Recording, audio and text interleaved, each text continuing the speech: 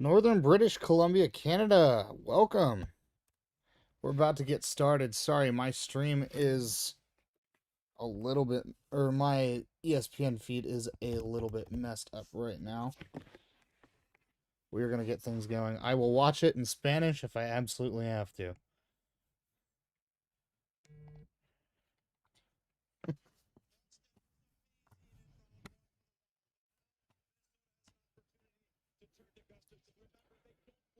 Alvin Grandison.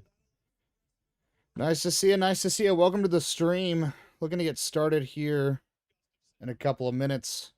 Minnesota's actually gone with the backup goaltender, Philip Gustafson. Surprising start to game 2. No Josh Manson yet again. No Eriksson Ek or Brodin for Minnesota.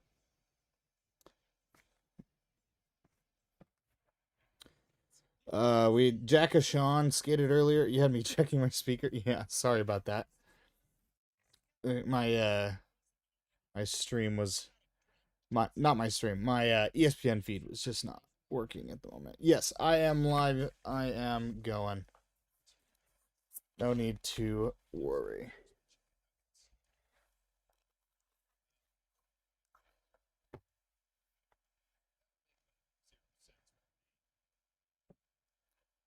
You want Sportsnet? Yeah, I don't have that. I unfortunately do not have that ability. Everything's about streaming services these days, so. Welcome to the stream. Welcome to the stream. We've got about 5 minutes till game time. I got a new, well, it's not new, but got something for when the Avs do eventually score. Got my goal horn right here. Yes, EJ's looking good. He's got that fresh spray tan. He's between the benches tonight. It's good to see him there. Sorry, y'all won't be able to. If y'all aren't watching on your own TVs, you won't be able to hear what he has to say. But I'm sure he'll say something off the rocks or off the wall to just let y'all know he's there, and it'll be on Twitter somewhere. For some reason, ESPN keeps booting me out of. Interesting. Keeps booting me out of the stream.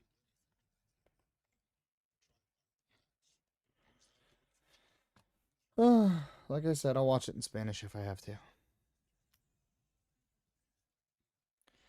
Everybody, welcome in, welcome in. Excited to get started. If this is your first stream with us, we will be watching the whole game.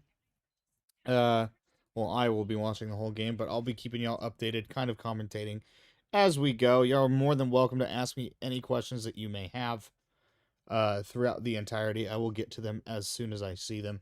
I've got 2 monitors here, so I'll be looking at the game when it's on and the monitor when it's not. I will be updating the scoreboard on the screen. I do not have an active clock ticking with the game, but I will update it at timeouts and intermissions and anytime it goes to commercial or anytime there's a major thing happening like a goal or a penalty. So, welcome everybody in the stream. If you know about our channel, this is Avalanche Digest. We bring up to news, rumors, updates on the Colorado Avalanche.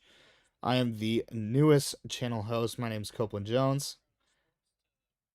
Welcome to the stream. We've got a lot of videos on the channel, so please make sure, if you haven't done so already, to subscribe if you want to see more of our content in the future. Really helps us out, knowing exactly how many of you want to watch. Postseason's a fun time. We're in for a fun ride.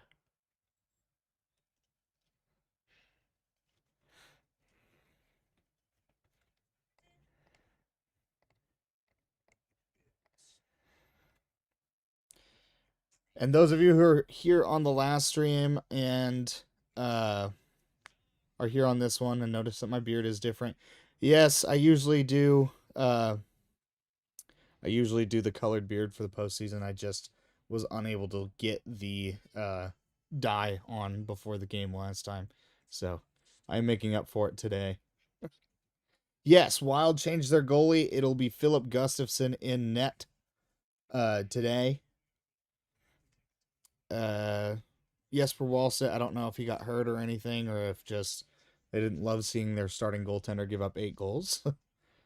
I didn't love seeing Wedgwood give up 6, but he's still getting the start for today. Hopefully we can see a much more controlled environment, at least on our defensive end. I believe Blankenburg is on that third pair of defensemen. I did hear Jack Ashan was skating this morning, but I believe it is still Blankenburg until he loses that spot. Blankenburg, he did score the goal on Sunday, but he did give up quite a few goals. We're now waiting on the national anthem.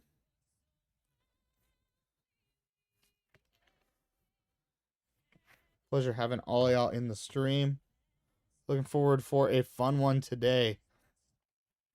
Give me your score predictions in the chat if y'all have it.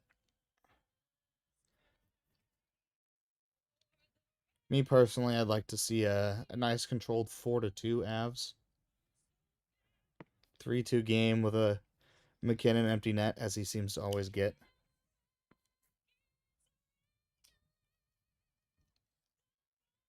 If y'all have any sort of prediction, go ahead and send it in the chat. We will talk about it.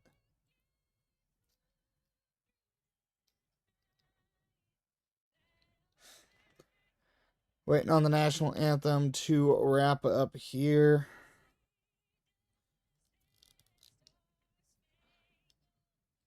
Cale Makar is playing. I know that was a part of a question from in between games, that his health after that hit he took, even though he came back and played amazing, was not entirely sure if he was going to play, but he is in fact in the lineup. 4-2 Avs, yep. Love to see it, love to see it.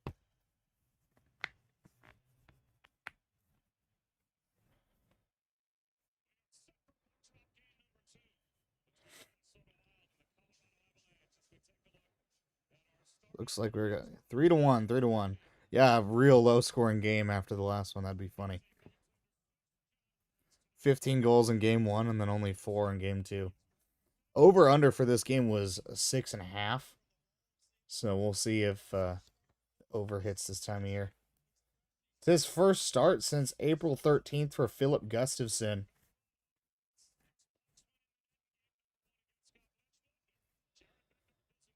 And that's also Wedgwood's first time giving up more than, I believe it was first time giving up more than 4 or 5 goals in a game since January.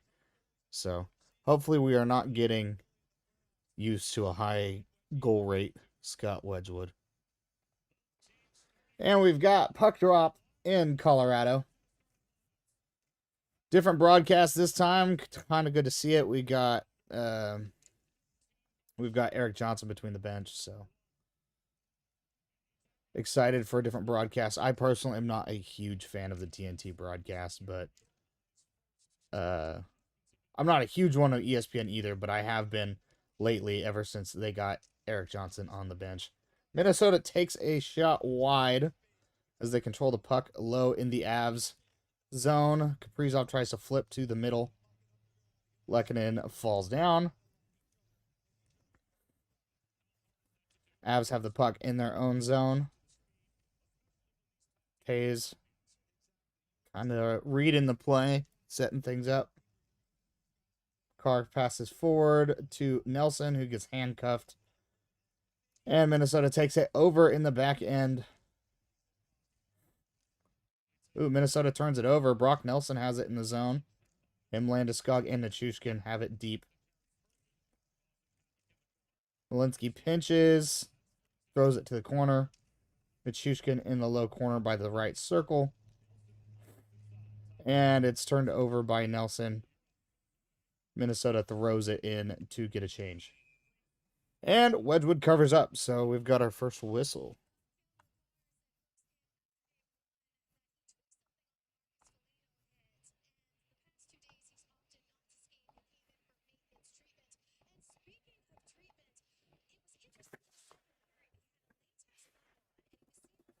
Update the clock real quick.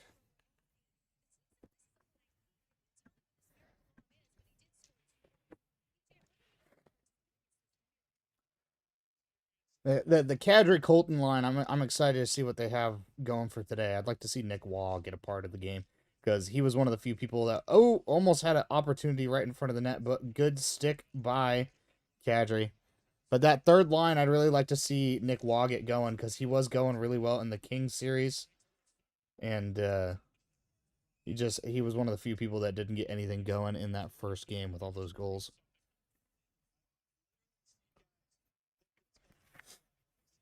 Good to see Ross Colton on the score sheet again. Like to see him get one in the net, though. He's, I think he's got, one goal in the last 2 months. Poor guy's been on the slump of slumps.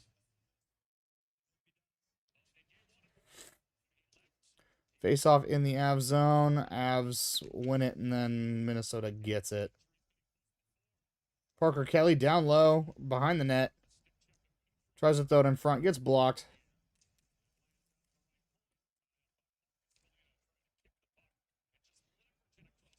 We're pinned up against the wall right in front of the Wild bench.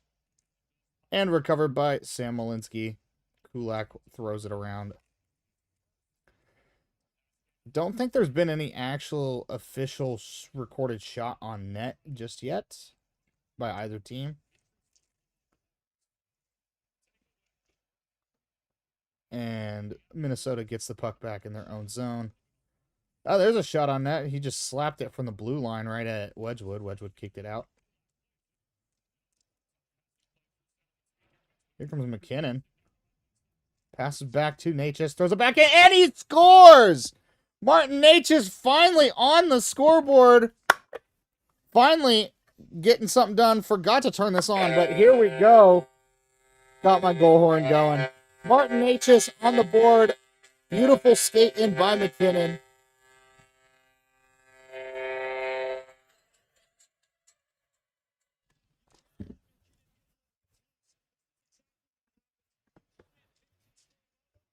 There we go. Martin Necas with the beautiful feed from MacKinnon. Just great skating all around.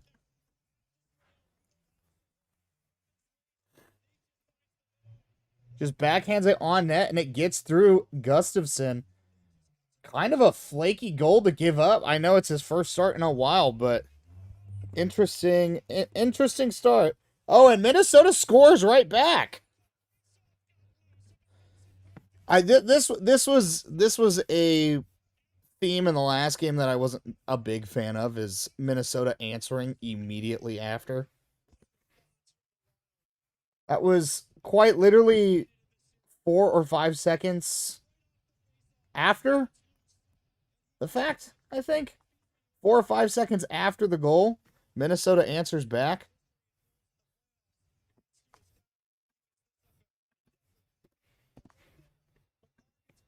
Well, that's just unfortunate. That was a quick off the face-off play. I didn't see which defenseman he got behind on that one, but Kaprizov one-on-one is a guy I do not want to see one-on-one with my goalie.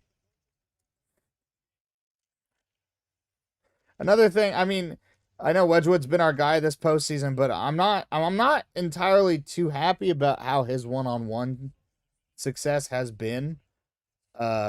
this series alone. 2 goals in 6 seconds between those goals.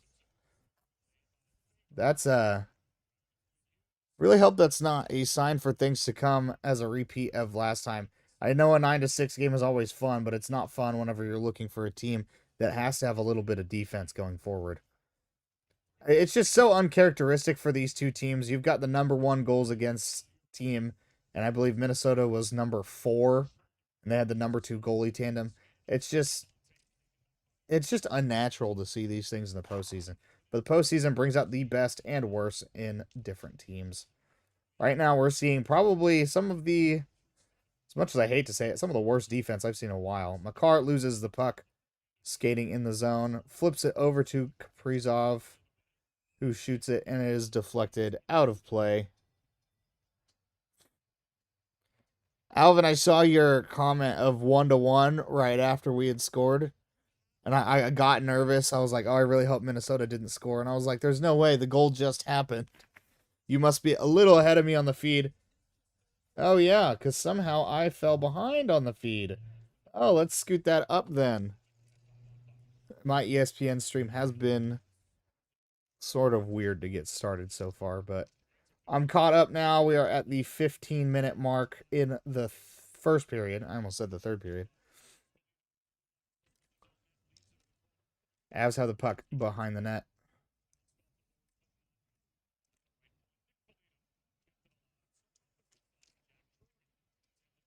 Jack Jury wheels it out.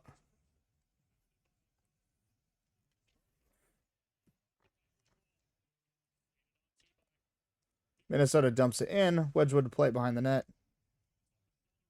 So, 3 total shots on goal. Wedgwood's the only one who's actually made a save. Brent Burns with a dangerous play right there, honestly. He hits the puck with a high stick, but it almost looked like he almost whacked the Minnesota player in the face. That would have been a dangerous penalty. Possibly 4 minutes.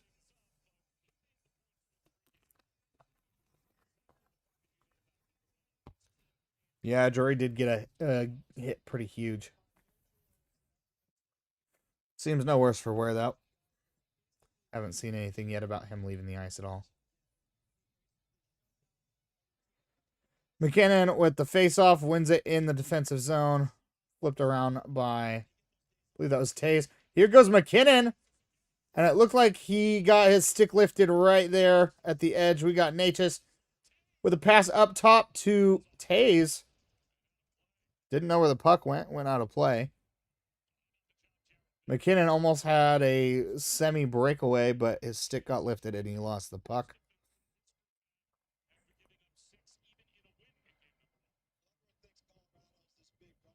Ninth straight postseason for the Avs.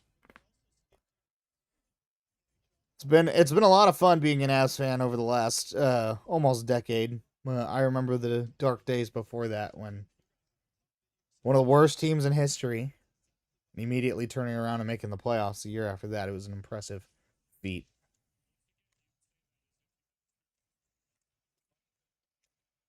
I don't remember how many points that team got. I believe it was like 42, but it was awful.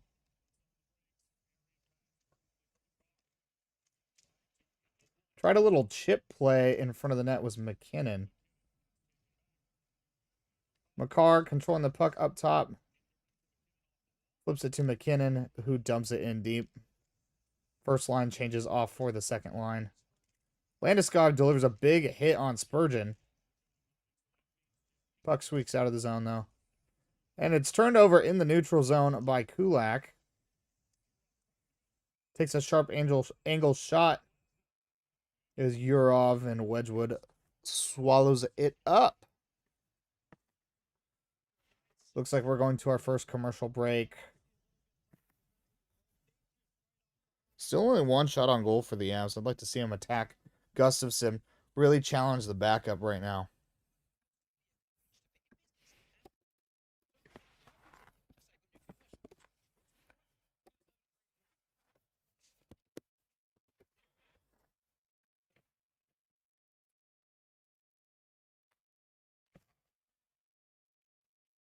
So, if any of you are streaming the game yourselves on ESPN, make sure you are checking up on if your game is ahead or if your game is behind, because sometimes these ads do not run in sync with the commercials on the live broadcast.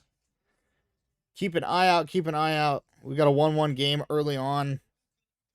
2 goals within 6 seconds. These teams love scoring in concession.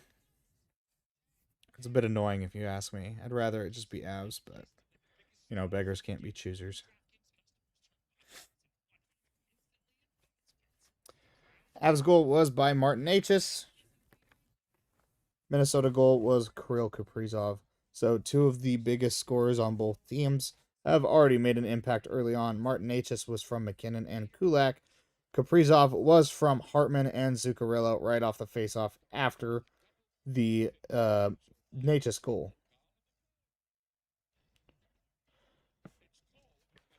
Those of you who have been watching the draft lottery, the Toronto Maple Leafs, they get absolutely everything but the Stanley Cup. They got the number 1 pick for the draft. They won the draft lottery.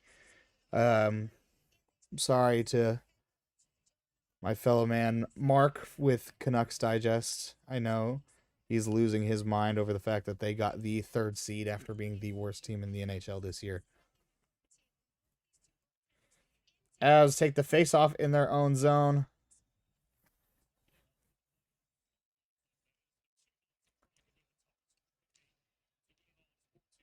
Minnesota takes over at the neutral zone, crosses the blue line.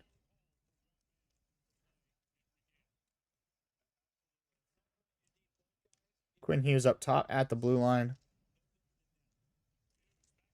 Backhands it across the crease. Finds the wall, though. Quinn Hughes is just circling everywhere. Tries a deep backhand. Sails it over the net. Minnesota's cycling right now. Colorado a little stagnant with their skating. Only speed we've seen from the team so far this game has been from MacKinnon and Necas. Which is the 2 guys you expect it from, but you expected a little bit more out of the rest of the team as well. Poke checked away by Landeskog as recover Malinsky to Kulak behind the net. Kulak passes it up to Nichushkin, who kicks it back to Kulak, who needs to get off the ice. He's been on the ice for about 1 minute and 45 seconds. Long shift for him there. Big hit against the wall by Colton. Blankenberg finds the puck and dishes it to Burns.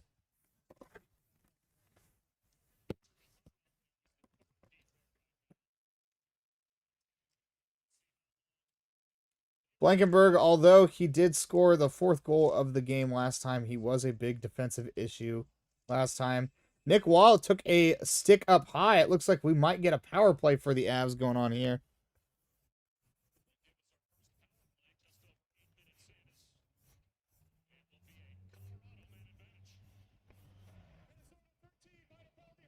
Minor penalty, high sticking. Yakov Trenin, former Av. But we are going to see our first man advantage of the game.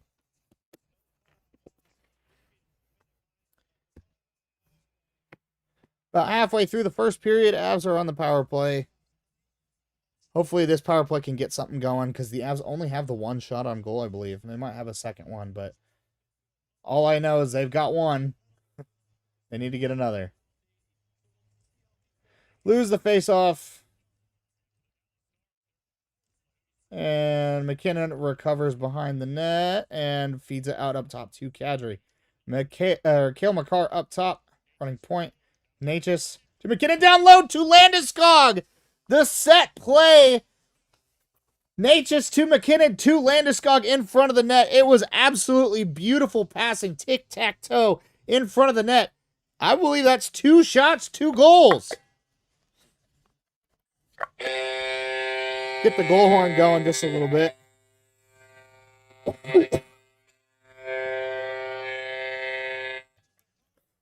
I'll turn that off so it's not too loud on the mic, but beautiful feed pass from MacKinnon and Necas. Just bang, tap, tap, tic-tac-toe. Absolutely beautiful combination right there. 2-1 Avalanche. Power play is starting to show up. 2 for 3 so far in this series. Almost 3 for 3, but the Tays goal in the last game was right after it expired. Power play heating up is exactly what the Avs need going forward in this postseason. Things are just not going to get done if we are running a lower than 10% power play. But it was an absolute beautiful feed. Landeskog with the goal. Feels like every time Landeskog is on the ice, the chemistry within the team is absolutely immaculate. Yeah, Gustafsson had no chance on that one. I don't think he was making a save on that unless he got a stick out to poke it away. Beautiful feed. 2-1 Avs. 3 goals, only 10 minutes into the game. Pardon me.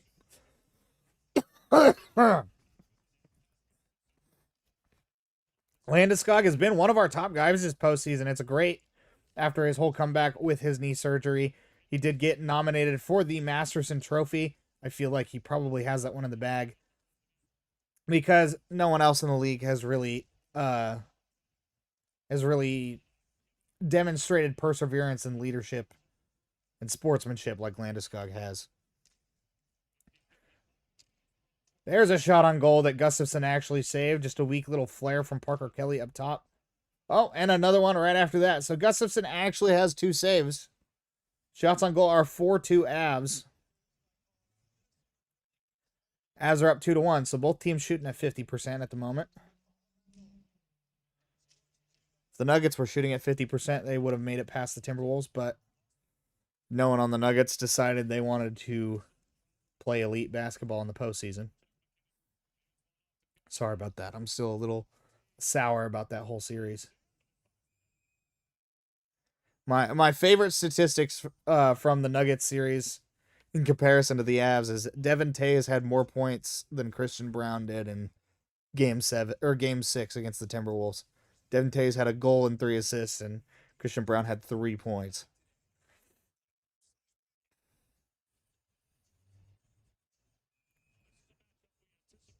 So, Avs have 11 goals in 2 games. You think that's good? I think it's great. Only thing is, I'm hoping we get at least 3 more this game if this is the pace we're going at.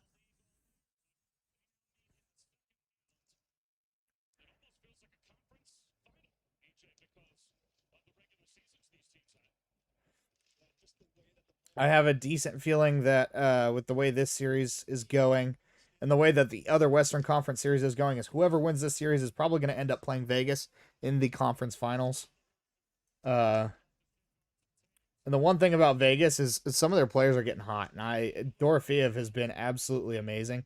Nelson with the pass off to Landeskog. Landeskog with the perfect shooting opportunity, but the puck just fumbles on him. Tays falls down low. Makar with the shot, but it is saved by Gustafsson. Landeskog had the opportunity to shoot, but the puck just flipped on him last second.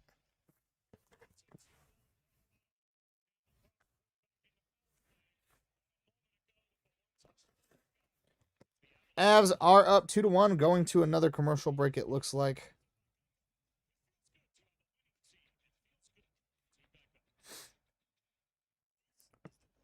I didn't catch the time on the clock, so I will adjust it when we get back.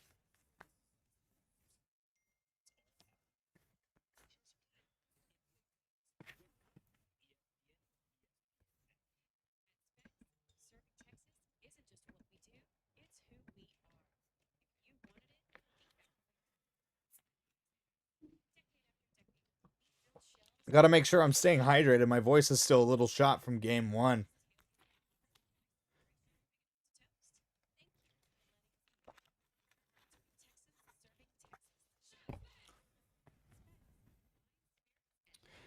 Keep an eye out for post game after this game, regardless of the outcome. I don't know for sure if it'll be me doing it, but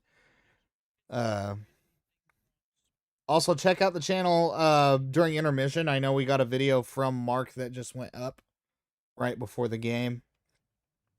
So during that 15 to 18 minute intermission, go ahead and check out Mark's video.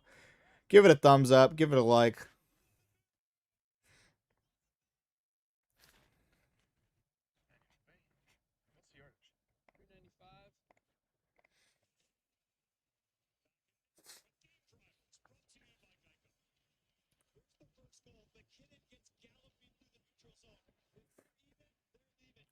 Watching the replay of the Necas goal. Good to see him get on the score sheet. I've been waiting for it for a long time.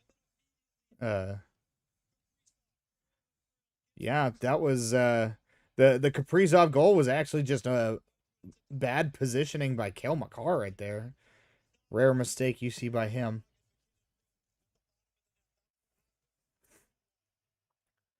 Avs won the faceoff but lost the puck to Minnesota. Quinn Hughes gets bodied by Logan O'Connor. Minnesota recovers, though, and dishes out the zone. Boldy, it looks like he got hit up high, but I don't know if an official saw it. Does not look like it.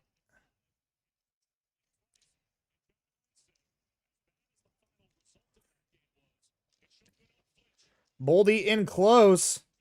Tried to make a play and got knocked down in front of the net.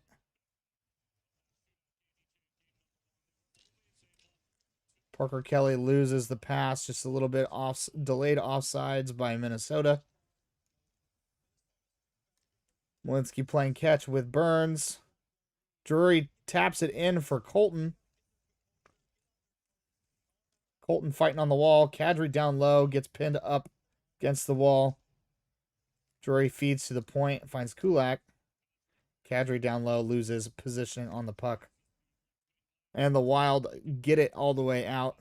Luckily, Kulak was back there, almost had a 2-on-1 chance for Minnesota.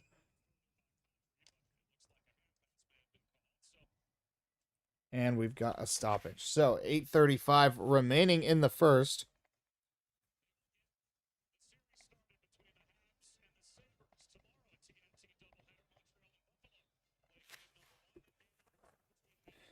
$8:35.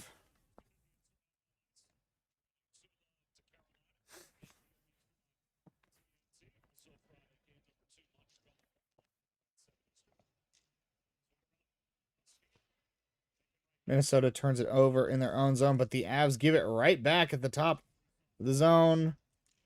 Minnesota has the puck and zips it around the boards.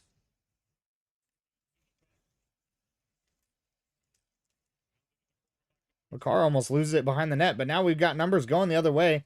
3-on-2, MacKinnon, Necas, and Taze. Necas gets tied up along the board. Taze down low with the puck. Feeds it up top to Makar. Back to Necas, who takes a shot.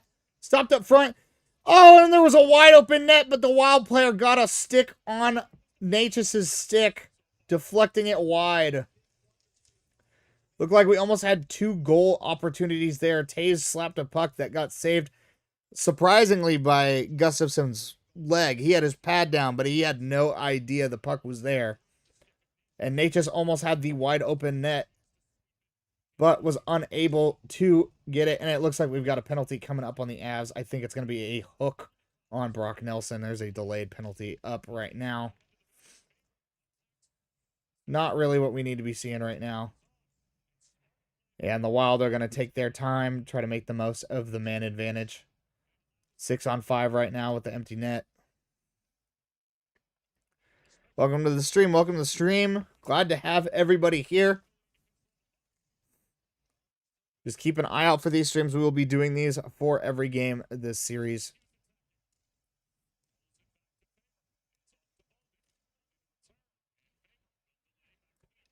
Long delayed penalty here. Minnesota still has the puck. And it got deflected, and the Avs finally touch up. 6:44 remaining in the first. Minnesota is going to get their first man advantage. Avs penalty kill needs to keep it up. Thank you to the 2 new subscribers. Can't tell who they were, but I appreciate it very much. Thank you, thank you, thank you.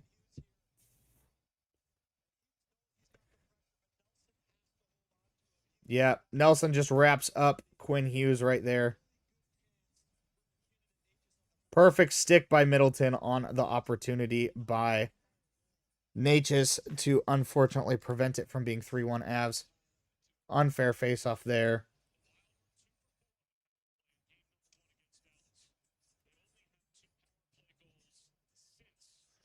Parker Kelly is skating back.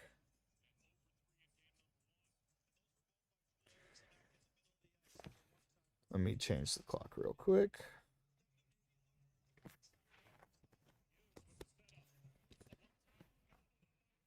Shot by Kaprizov, swallowed up by Wedgwood. One thing that I'm looking forward to seeing this game, thank you again for that new subscriber. One thing I'm looking to see again from this series is maybe some fireworks, maybe some scrums going on, because we had some in the first period of the last game, but everyone was so focused on scoring and getting scored on that there wasn't a lot of pushing and shoving. I want to see it get a lot more physical this time around. Kaprizov controlling the puck up front. Tried a little redirection shot from Boldy in the bumper slot. Kicked out to Hughes, who's playing catch with Kaprizov up top. Back to Boldy up top. He has a shot in the slot. Blocked in front, it looked like. Wedgwood was scrambling around. Wedgwood loses the puck, and he gets knocked into his own net. There we go. Here's a bit of a scrum. Looked like Ryan Hartman and literally on top of Wedgwood. Wedgwood kept the puck out somehow. Looked like he made a save. Gave up a little bit of a rebound, but we're able to keep it out.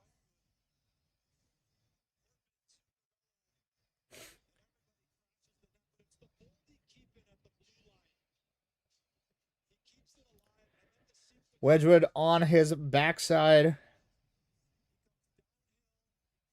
So the shot was not saved on that one. Let's see on the next replay. So it was a deflection by Hartman on net. Saved by Wedgwood. Tried to stuff it in was Hartman, but just stuffed it right under the right pad of Wedgwood.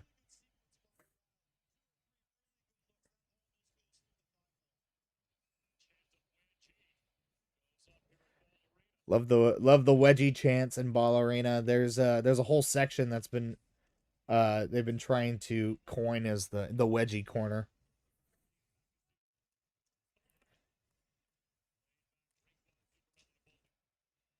Logan O'Connor trying to harass Boldy up top. Zuccarello now in the corner. Out to Quinn Hughes on the side. Boldy up top takes a long shot. It looked like it hit Wedgwood in the mask, but it is cleared by the Avs on net as well. Just under a minute left in the penalty kill.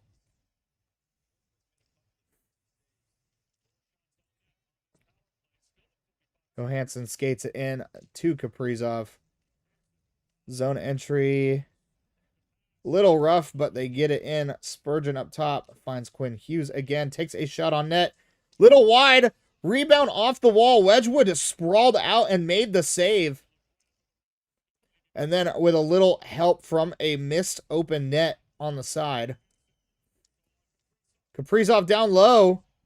Wedgwood makes the save. I think the puck is in his gear. Lehkonen and Kaprizov are going at it.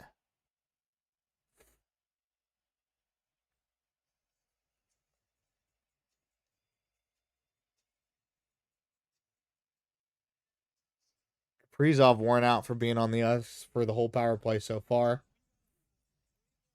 Little sauce pass out front. It was deflected into Wedgwood's glove. That was a close play by Yurov. Wedgwood just got the glove to get in the way of the puck, able to prevent the goal.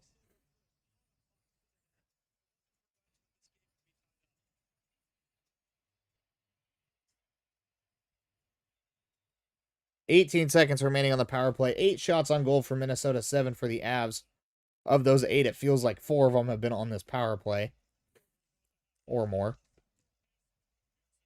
Tried to feed in front of the net. Avs need a clear bad. Shot wide. And the puck clears itself. Sometimes when you need something, the puck will give it to you. So 5 shots on that power play for Minnesota, but the Avs kill it off thanks to Wedgwood being the wall that he is. Now, sometimes some walls have some holes and cracks, and that was evident in the last game, but hopefully they patched it up this time around. Just the 1 goal so far. It was on a breakaway. Nate just kicks it out, finds MacKinnon in the middle, tips it forward to himself.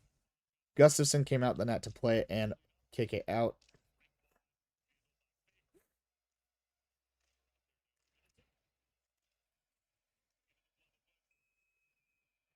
And the puck is just flicked up, and Wedgwood catches it. 4 minutes remaining in the first period.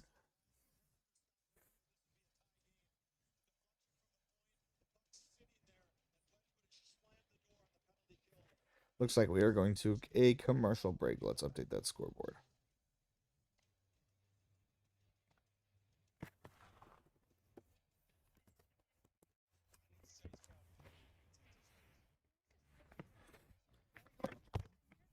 If y'all want to go ahead and be my reporters or anything, just let me know if you ever see any updates on any injuries or anything. I'm not entirely able to keep up with absolutely everything that is going on, but let me know if you see anything.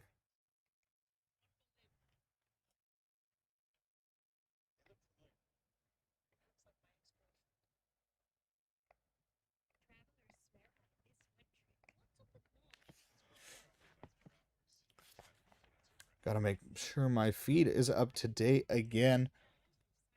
All right, we are currently live, supposedly. ESPN has me scared every time I check that I'm 30 seconds behind. 2-1 Avs. 4 minutes left in the first. Guess you could say it's been a slow start for both teams. Only 3 goals. This is the first period so far. I'm gonna knock on wood real quick before we get going. But we've seen 5 goals in every period so far this series, so 3 goals just feels like nothing's going on, doesn't it?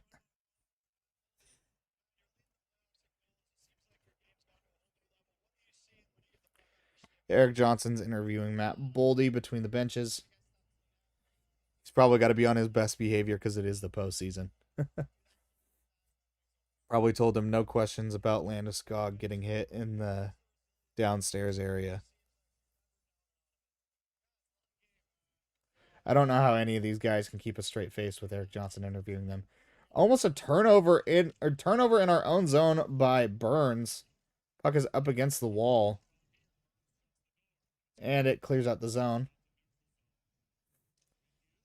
Colton forces a turnover. Picked up by Waugh. Waugh finds Colton, takes a slapper. Blocked. And Minnesota recovers and fishes it out to the Avs zone. And we got icing.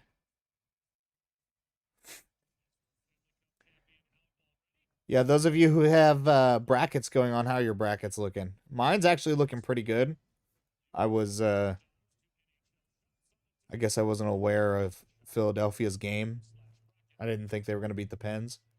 And I did not have Anaheim beating Edmonton. I know Edmonton's goalie situation is rough, but the stretch that Anaheim was on for the end of the season was a little rough. Can't really blame me. But I believe in the NHL Digest bracket league we are currently in, or some of y'all may be in as well. Shot from the side by Nelson, misses wide. But the bracket league, the NHL Digest bracket league, I am currently in third with the highest amount of points remaining. I was correct on 6 of the 8 matchups, and I was correct on 4 of the 8 series when it came to the amount of games played. Ooh, pinball shot kind of went a little awry there. Nelson's stick is broken after colliding the wall with Spurgeon. Avs hadn't had a shot on goal in a bit. 2 minutes 40 remaining in the period. Here comes Drury. Feeds it up to Kelly. Everyone's caught at the blue line now. Puck trickles to Gustafsson.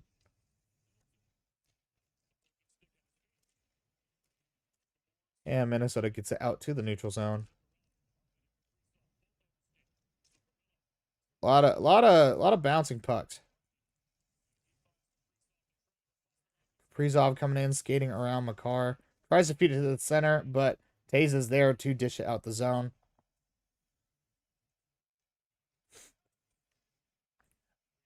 Kaprizov back to Zuccarello.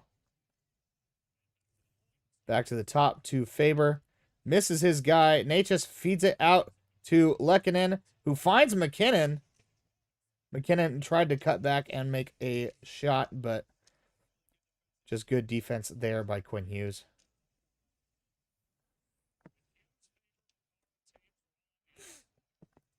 Shots are 9-7 Minnesota.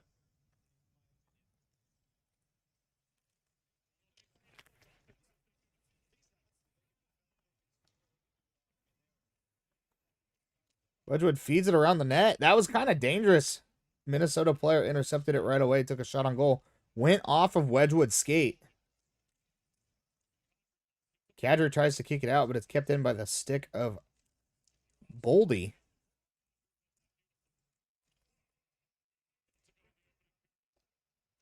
As turnover in the neutral zone again. In comes Johansson. Avs player dumped into the net by Urov. That was Devon Tays.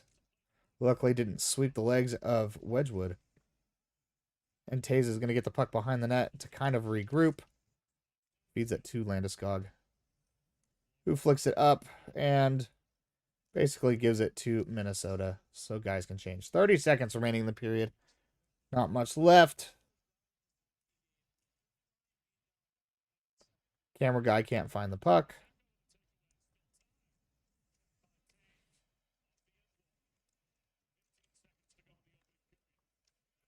Blocked by Nichushkin. He looks like he's wincing in a bit of pain. Minnesota takes a shot into the stands. 4 seconds left. Bit of a formality, the face-off here. Maybe time for one shot on goal if Minnesota wins the face-off, but Nelson's shot rings off the outside iron from earlier. He needs a clean goal. The only goal he has so far this postseason is an empty netter against LA in round 1. Like to see him get a clean snipe somewhere. Kulak won the draw, and that'll be the end of the period. Well, 3 goals in the period in total. It's a lot lower than the last game, so Colorado Avalanche have 11 goals in their last 4 periods. They are scoring at an absolutely insane rate right now.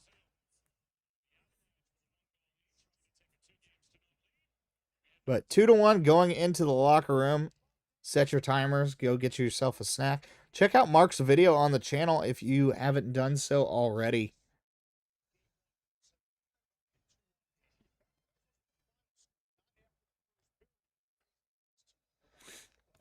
But we are now on intermission. Feel free to feed any questions into the chat that you may have. Any concerns, any updates whatsoever. I will be looking for updates on the game myself. And I'll let y'all know. Yeah, it was great first period defensively. Apart from the one breakaway from Kaprizov, it felt like the Avs had things pretty much under control. The penalty kill, I didn't love the defense on the penalty kill. It felt like a lot of things got through to Wedgwood. Didn't feel like there was like, I think there was only one clear made by the defense in that penalty kill. And getting 5 shots on goal is always dangerous in a power play, but Wedgwood stood tall, so ultimately can't knock him for it. Yeah, I just got confirmation that that puck that Nichushkin just took a puck up high. It looks like probably in the face, and it looks like he is in pain. Probably will be stitched up in between periods.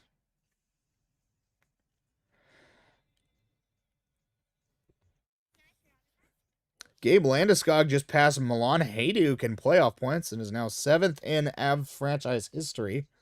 That's a fun fact.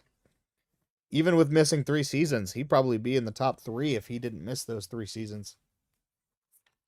Yeah, Wedgie's been fantastic. He's probably my my favorite goalie pickup we've had in the last few years. It's and he gives me a lot of the same energy that Pavel Francouz did. If Francouz could have stayed healthy, Francouz probably could have been a franchise goaltender. No doubt about it.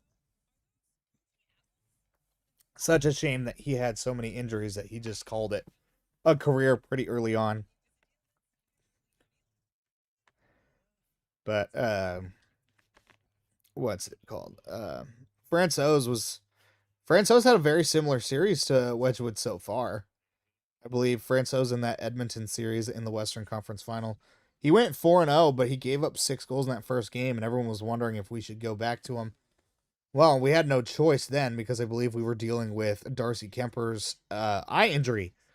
So I had to put him back out there. Everyone was probably nervous with the rate at which McDavid would score. But then the next 2 games were pretty locked down. I believe he got a shutout in there somewhere. I believe it was 3-0 was one game, and then we had one that was 4-3. And then the final game, of course, being 6-5. So it was a high-scoring series, but it was still great goaltending play by Francouz in that series. Because when you're playing against Draisaitl and McDavid, it's always scary. And they even had Evander Kane back then. And everyone had it out for Evander Kane after he had boarded Kadri and broke his thumb.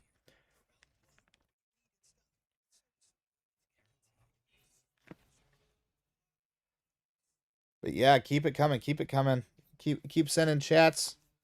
Let me know how you're doing. Let me know what you're thinking. Let me know if you got any questions.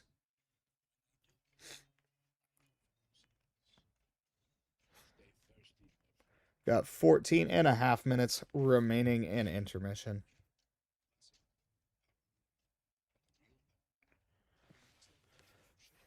Almost forgot to update the scoreboard.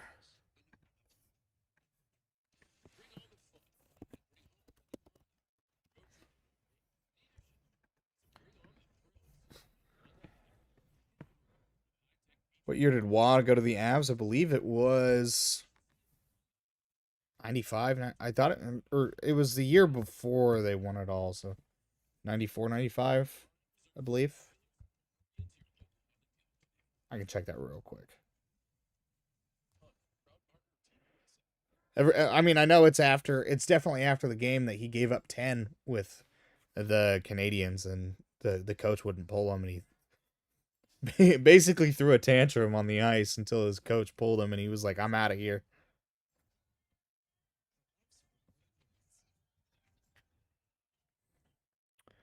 December 6th, 1995. So it was the 95-96 season. So he did help the Avs win the cup that first year. Or not the Avs first year, but of his first year with the Avs.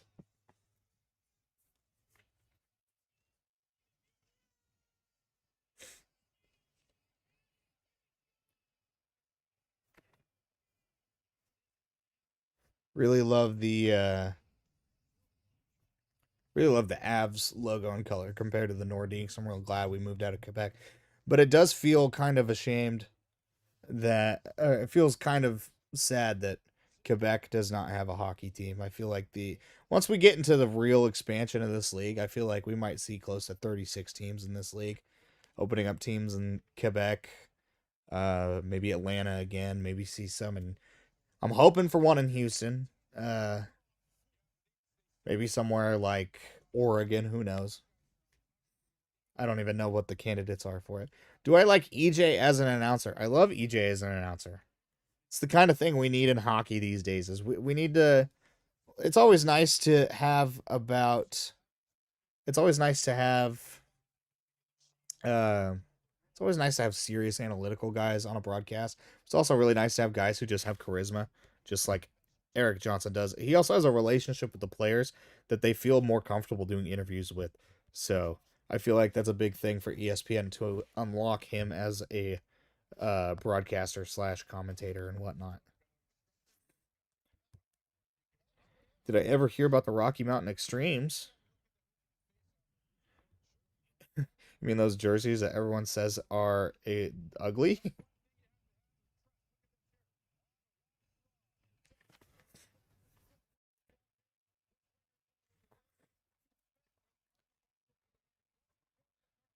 Is that what that was based on? I know the mountain. I know the not the triangle jerseys, but the mountain jerseys that the Avs had. I think it was for. It was a long time ago, but it was a jersey they really didn't like. But it was like what they proposed for the Avalanche to be called before they moved to Denver, right? Yes, LOL. Okay. I thought you were saying that's an L. That's funny.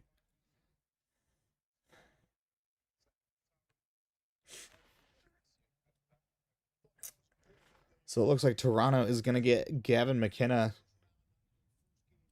in the draft lottery. Wonder if they're going to pair him with Matthews or if they're going to ship Matthews off, because Matthews has been pretty upset with that team.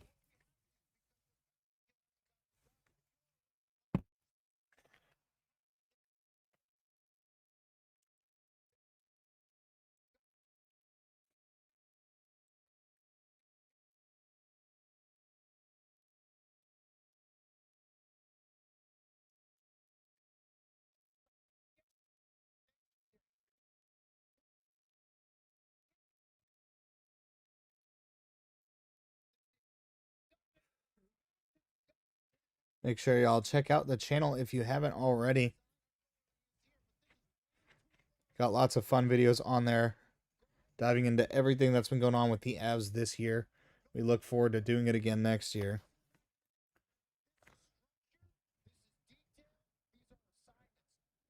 Trying to upload almost daily.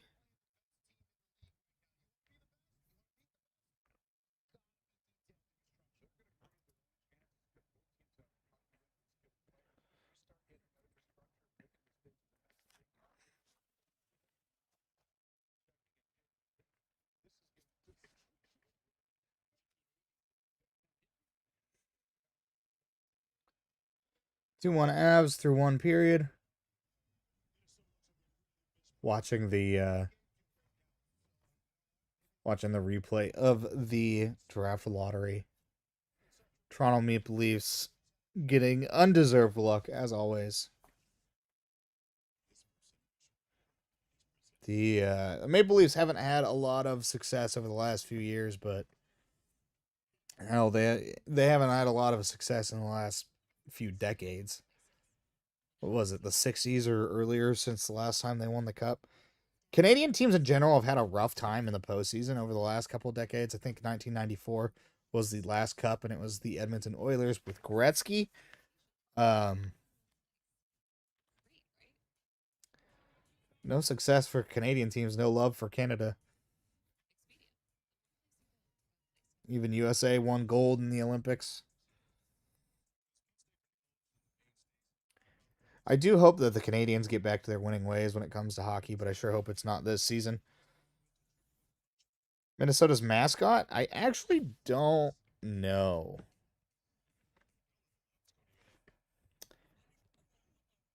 How do Sharks get second pick after getting Celebrini? I don't know. I don't make the rules. I would, if I did, I would just. I mean, it is kind of ridiculous how they almost made the playoffs, and they had a 100 plus goal scorer or 100 plus point scorer, high goal scorer, young talent, and they're gonna get another young guy to pair up with Celebrini. Although I'm not too upset, I've never disliked the Sharks personally. I know they beat us in the postseason a year or a couple years back. I think that was back when they lost in the Stanley Cup, a little over or about a decade ago. Yeah. Oh, it's a moose. Oh, that's what Minnesota's mascot is. Okay, I think that makes sense. Because they're supposed to be like the wild, like the forest. I don't know what the moose population is in Minnesota though, so.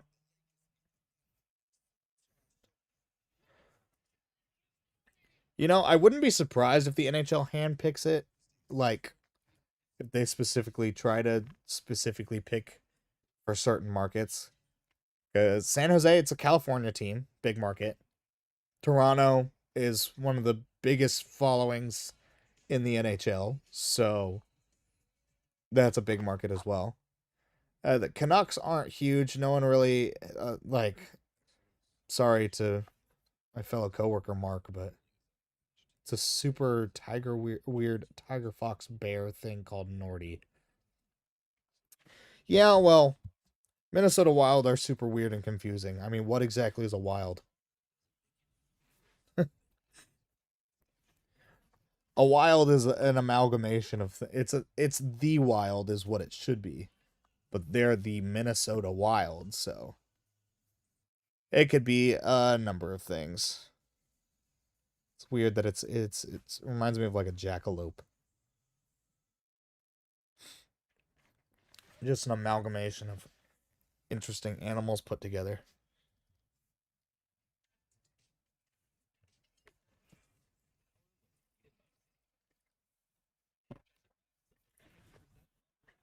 Five minutes remaining in intermission, so get your snacks, go to the bathroom, get ready for the second period, and buckle up.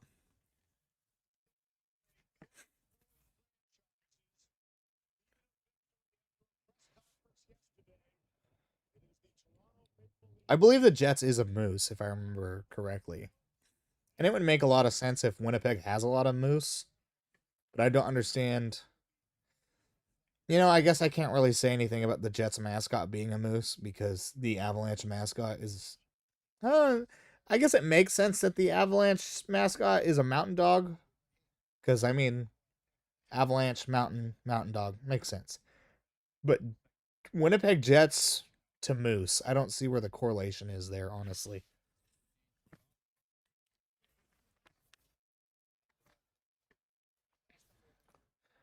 At least the Utah Mammoth got a mammoth. The Seattle Kraken. Actually, Seattle Kraken, I mean, I get it that it's supposed to be like the troll under the bridge in Seattle, but it would have been so much cooler if they would have gotten like a Kraken mascot. Don't get me wrong, I don't mind Bowie, but they missed a real opportunity there for one of the coolest mascots in sports. Instead, it feels kind of more like a Muppet. Mick E. Moose. Oh, that's bad. Yeah, I mean, I guess they must have gotten approval from Disney. Otherwise, unless Mickey Moose is just enough out of the the grounds of Disney that it's not an issue in any way, shape, or form. I don't know if that's pretty close though.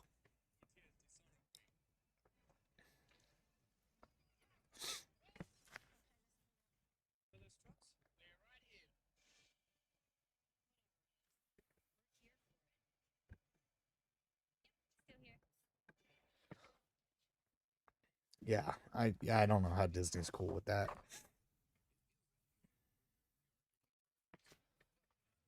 Probably because mascot names are not Disney's major thing that they're looking out for.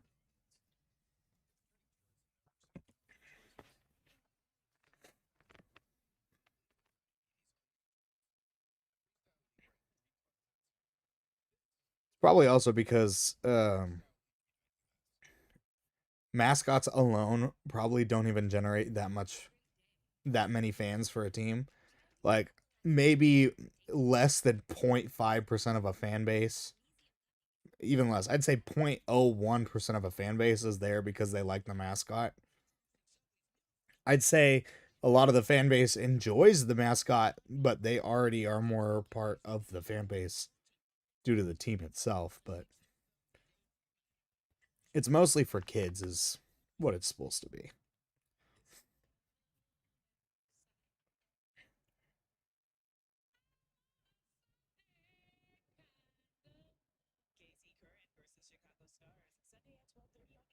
Yeah, but NHL and Disney, they've got these deals where, I mean, this game is being broadcast on ESPN, which is owned by Disney, so I imagine Disney's probably signed off on it.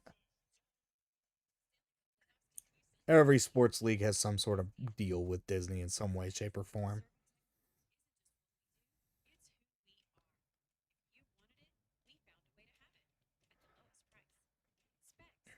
Disney controls all. They'll brainwash you and everything.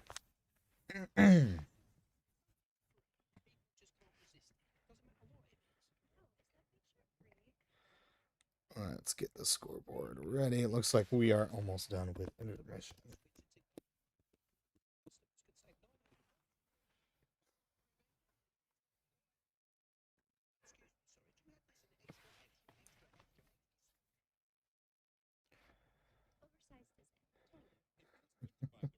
Litigious is a big word. Yeah, ESPN is part of the evil empire.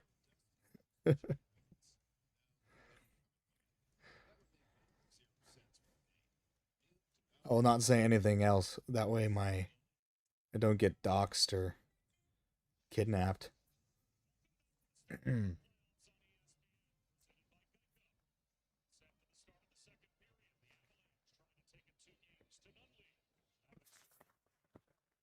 It looks like we're coming back out of the intermission break after they show us the same highlight for the 5th time.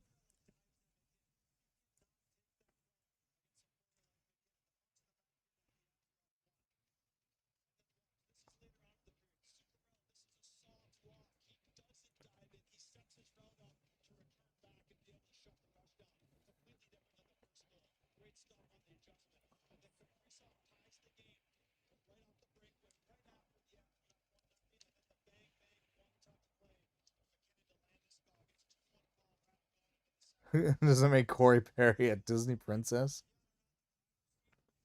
Well, he sure acts like one sometimes. This is the first year that Corey Perry won't be in the Stanley Cup final for like 5 consecutive years or something ridiculous like that. I'm sick of seeing him there.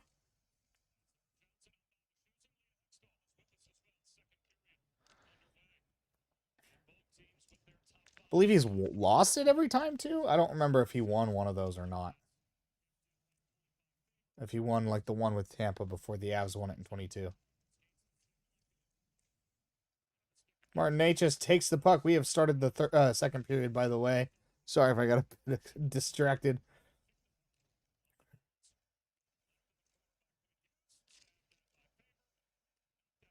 Avs have the puck kept in the zone by Taves. MacKinnon down low, tries to feed it across, deflected up and gloved by a Minnesota player and flipped out for icing. End of an era, yeah. End of an era that I'm glad to no longer be a part of. Because if it was Tampa in the final again this year, I would have been upset.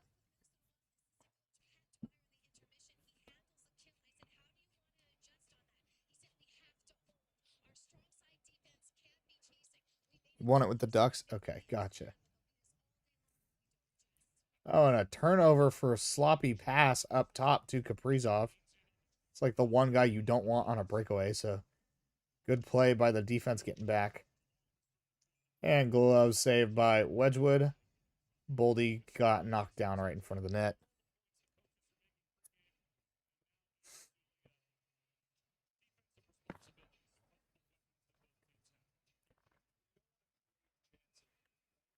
Yeah, Kulak just takes a slow turnaround pass. Almost dangerous, but Nichushkin able to keep up with Kaprizov there. As when the face-off and look it out of the zone.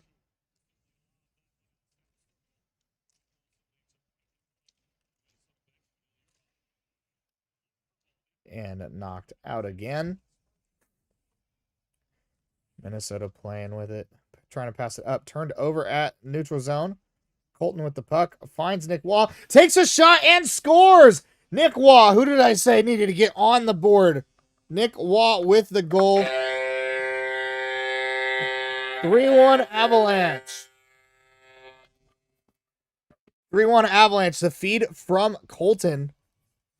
The pass through a bunch of sticks beats Gustafsson short side.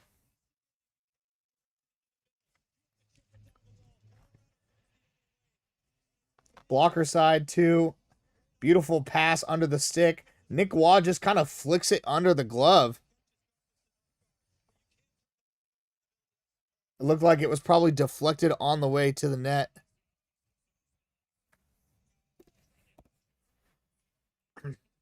Well, I said he needed to do something, and he did it, so I appreciate the Avs for listening to me for once. And Wedgwood covers up right there. Let me fix the scoreboard real quick before it keeps going without me noticing. Yeah, I can't believe they did Gustafsson either. I mean, I would have thought with how Wally did in the first season. Ooh. Ross Colton just took a puck to the finger.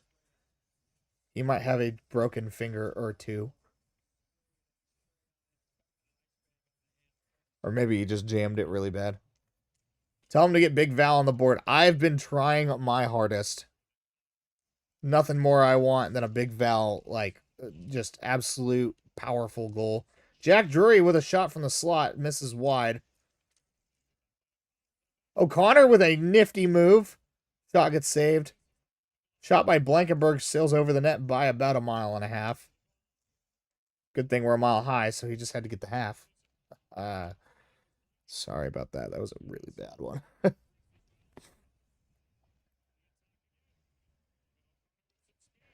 I would wear my Nichushkin jersey, but I've been told, well, it's a Nordiques jersey, so I've been told that it's bad luck and I'm not allowed.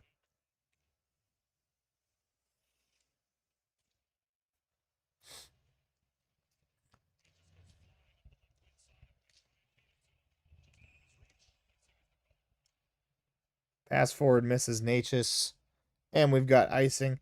Avs got 3 goals on 9 shots to Minnesota's 1 goal on 11.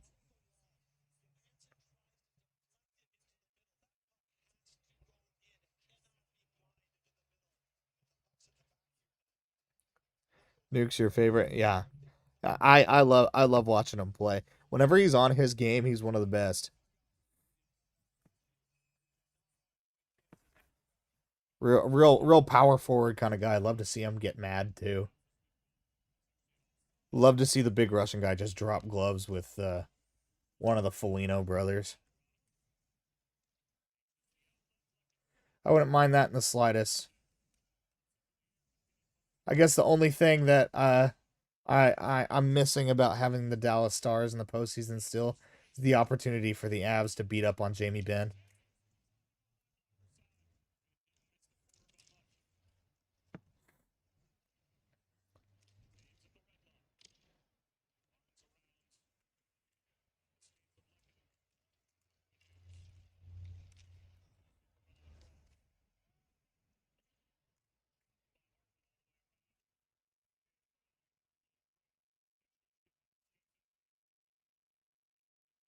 Yeah, he based that picture of his foot after they won the cup, that was absolutely gnarly.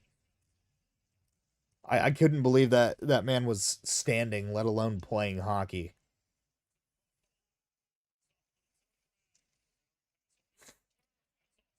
Kaprizov shoots the puck blocked and kicked out of the zone.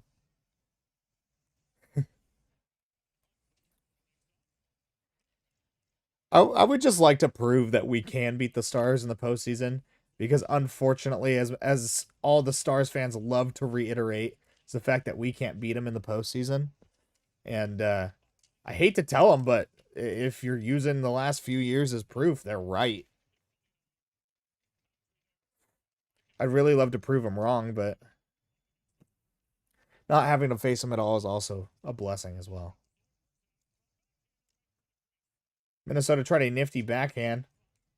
Blankenberg is taking a nap next to Wedgwood. Not a recommended spot, I would say. But glove save by Wedgwood as Foligno trips over him.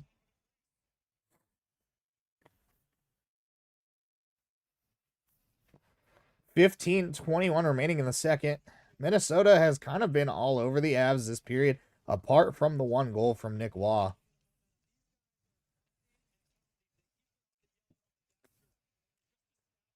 Yeah, Foligno just absolutely buried Blankenberg into the ice and just kind of told him to sit down.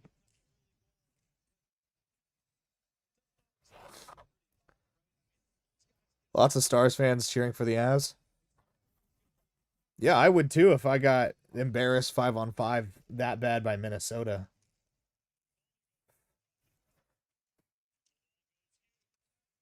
I think Minnesota is or not Minnesota. I think Dallas is probably the most disappointing team in the first round. I can't believe they only put up 5 even strength goals. Like I know LA put up less even strength goals, but that was expected. Dallas is supposed to be really good 5-on-5, and I know they have a lethal power play, but that was bad. It was like if they weren't on a power play, they weren't going to score at all. Yeah, poor little guy. I imagine that's in reference to Blankenberg being on the ground. I like Blankenberg. He's a good energy guy. It's just I'm eager for Manson to come back.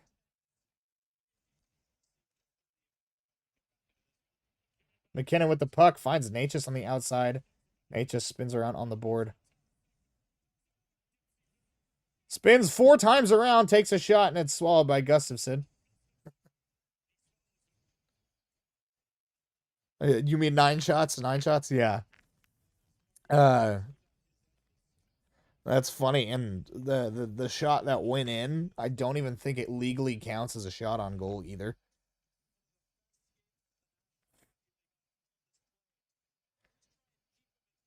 And hey, what do you know? The one guy on Montreal that has the one guy that has a cup on Montreal is the guy who gets the puck to go in to beat the Tampa Bay Lightning.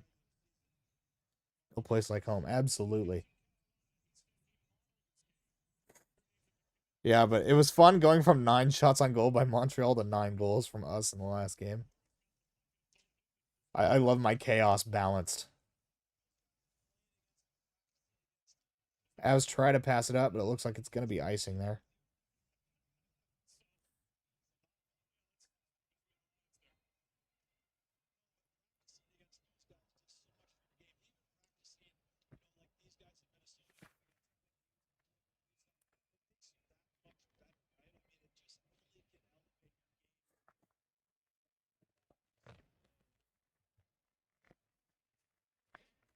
Six minutes into the period. MacKinnon line is on the ice. Lehkonen passes it up to Necas. Necas has 3 wild players, and MacKinnon just hits the deck. Pass to Makar. Makar skates around, real nifty. Passes it in front to Lehkonen. Lehkonen doesn't get the right stick on it. Necas spins around, tries to pass it out to Makar, and it is looked up about 20 rows up. What's your timestamp on your screen? I can't tell how ahead I am. I am probably about 15 seconds ahead of y'all. 10 to 15 seconds. That's what I've seen so far. I would tell you what my timestamp is on the game, but it's not. Timestamp on the game isn't showing up right now because we are at commercial break. But I can tell you that the latency is set at about 10 to 15 seconds. I can't make it any faster than that, so.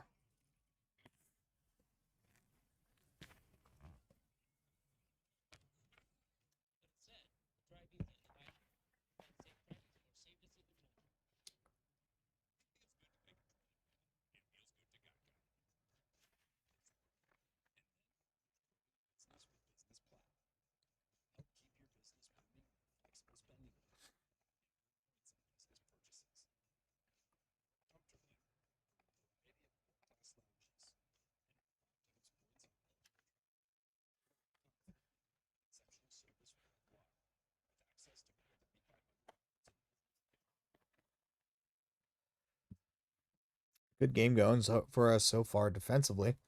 It's nice to have only given up 1 goal so far into the game. Let me change the scoreboard time. I believe we were at like 13:45 or something around that nature.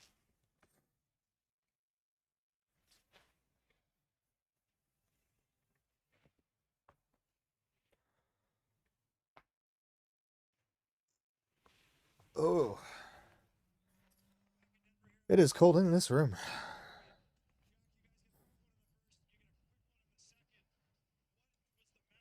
Here we got Eric Johnson interviewing Jack Drury. Probably had to pick Jack Drury because they couldn't go with Landeskog or MacKinnon. Want them to stay serious. Oops, sorry, I bumped the mic right there. Hope I didn't just kill anybody's ears right there. Minnesota has the puck down low. Big hit by Malinsky.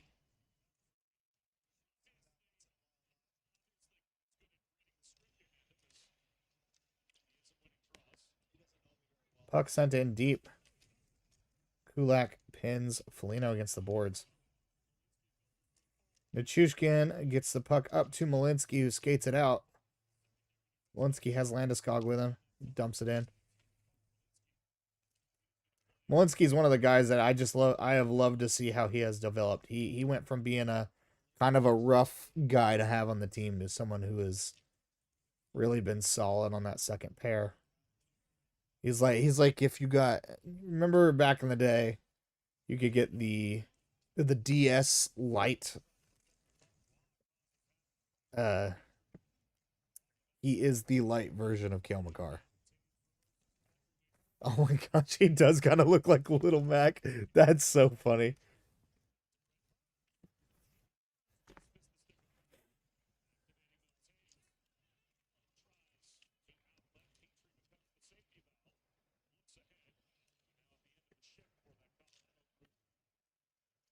Minnesota takes a shot. It looks like it deflected off of Wedgwood's head. Yeah, he's checking his mask.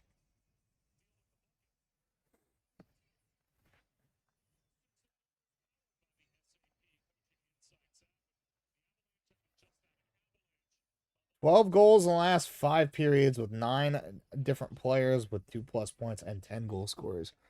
Is that impressive? Hey, welcome back, Mark. Good to see you again.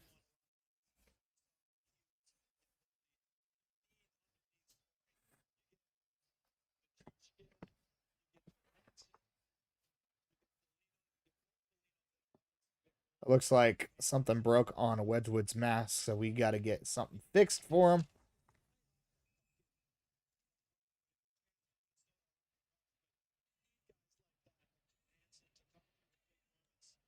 It looks like the strap completely broke. Depth is coming through, yeah. Depth will win you championships if everyone stays healthy, and that's the hope, is that everyone stays healthy.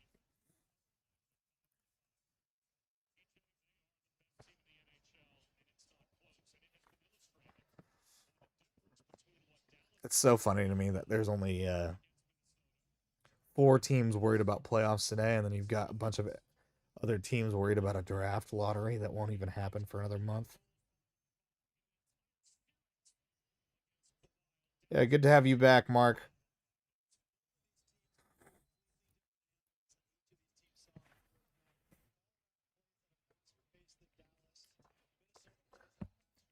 Avs only have 2 skaters on the roster that have not registered a point. Let me take a guess. It would be. Don't think Nelson has a point. And I think the other one's Parker Kelly, actually. Yeah, they got to keep Toronto in the news. Toronto's not in the news. No one's watching hockey, apparently. That's what the NHL seems to think. Saved by Scott Wedgwood right there for a shot up point at the point from Kaprizov. Puck shot in the corner. No icing. Lechton along the boards to Necas. Finds Makar up top. Skates along the blue line. Dumps it in low to MacKinnon. Shot from Malinsky. Goes a little wide. Makar recovers at the other side of the point. Another shot from Malinsky. Deflected on net. Rebound was available, but Gustafsson still had decent positioning. Faber is going to get it out the zone. Malinsky recovers. And Necas spins back. Sends it forward before changing. Oh, he stayed on the ice, but Quinn Hughes skates it in. Tries to take a short side shot. It's blocked by Makar. And the puck is still in the zone, and the Avs aren't able to clear it.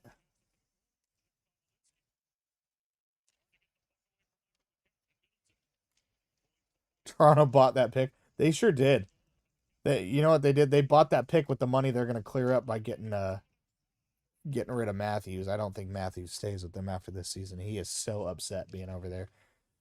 But I'd be upset if I was Toronto as well, because Matthews just has not been that great this last year. His numbers have been awful.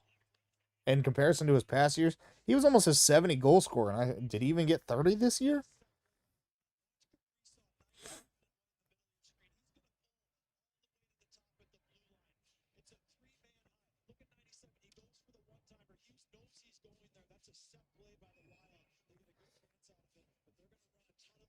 Shots on goal are 14-12 for Minnesota. It is awfully suspicious. I agree with you wholeheartedly there. Or 15-12 Minnesota. But it is a 3-1 game the other way for the Avs. Nichushkin with the puck at center ice, poked away, dumped in deep by Nelson. Oh, it's not Nelson and Burns. I was wrong. It's not Nelson and Burns. It's Brent Burns and Parker Kelly are the ones who don't have any points in this series yet. Ooh, my stream is starting to lag just a little bit. Let's make sure that stays up to date. Matthews to Colorado for a first and second, third, or whatever years we still have him. Well, I hate to inform you, but I believe Colorado only has like one top 3 pick for the next 4 years or something like that. Or 1 or 2.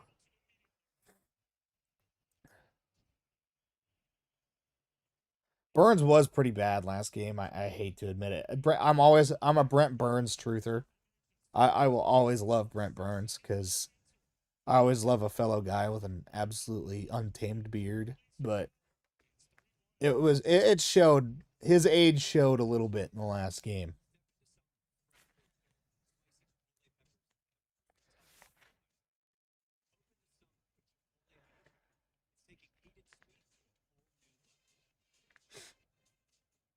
We are at commercial break right now. About, I believe, 100 and not bad. 10 minutes left in the second period. Do we think it's going to be another scoring marathon? I think we're beyond the marathon as long as the third period doesn't get out of hand. Yeah, just that's my philosophy with it as well. I'm never going to complain about a guy until he starts losing us games for how bad he's playing. And if it literally any other game of the year, Burns lost us that game, but not often do you give up 6 goals and still win. I think him and Blankenberg were like both -4s or -5s, so it was a little rough to watch. Yeah, Avs have really been showing the speed. Minnesota's been cycling a lot, but the Avs have held up pretty good defensively. It's been the rush chances that have helped the Avs a lot, and the Avs' speed on those rush chances have been kind of overpowering Minnesota a little bit.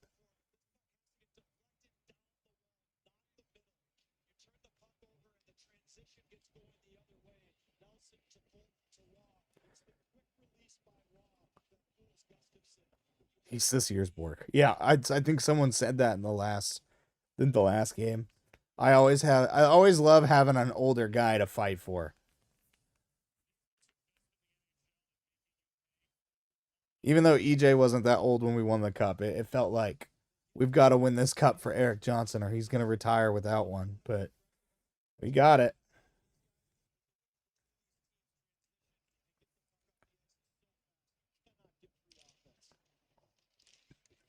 Minnesota's dominating in scoring chances, actually. So, shot wide by Foligno, one of them. Linesman just got dumped into the boards.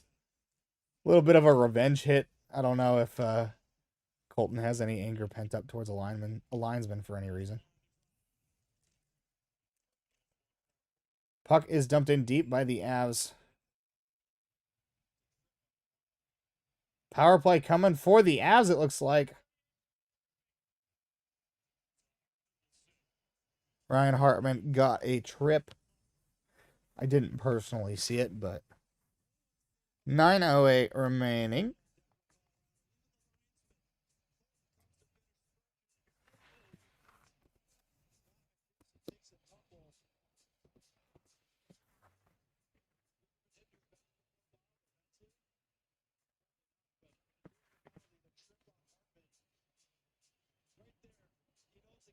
Oh, yep. Just dumped the puck in and left the leg out and knocked him over.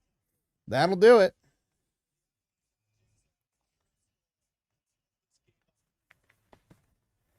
Avs power play, they are 1 for 1. They are 2 for 3 on the series.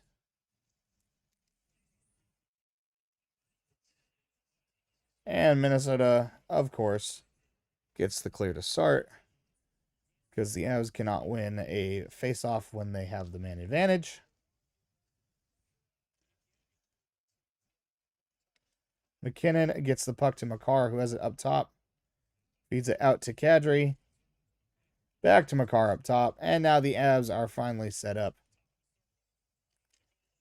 Landeskog down low. Kadri found MacKinnon in the slot. Faber blocked it. Looked like it kind of stung him a little bit. Makar up top. Takes a shot. Goes a little wide. And Kadri keeps it in. Kadri low to man. Landeskog tries to find MacKinnon in the bumper slot. Tried to punch it out. Makar comes in. Slapper from Necas. Rebound given up. Landeskog up against the board. No one really helping him. Oh, and the puck squeaks out to MacKinnon. Makar up top. Down low to Landeskog. I like what I've seen from this power play so far. Hopped over to Makar. Makar down low to MacKinnon. Takes a sharp angle shot. And the puck gets cleared.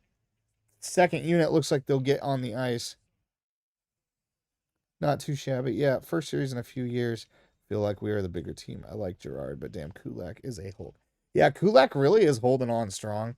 He's an older guy. I like Gerard just from the fact that he felt like, sometimes he felt like an extra forward with his skating ability. But sometimes he was a real hot and cold kind of guy. Sometimes that defense was pretty rough from Gerard. But it was nice seeing him work the blue line, kind of like Cale Makar does. And Shushkin tried to drive to the front of the net, get to the forehand, and a slapper all the way. A slapper line drive caught in the air, just like an outfielder thrown at home. Wedgwood catches it and throws it down.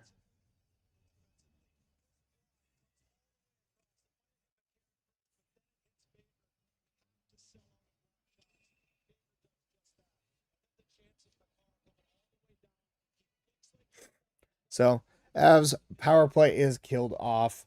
Not a bad power play, actually. I like the opportunities we showed. I think we had 2 or 3 shots there.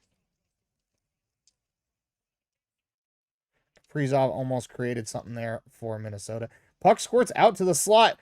Oh, and Hartman gets absolutely leveled by Nelson. Immediately grabbed for his head. I've got a feeling as soon as he gets to the bench, he's going to be pulled for concussion, possibly. Might have been just adjusting his helmet, but he was absolutely rocked.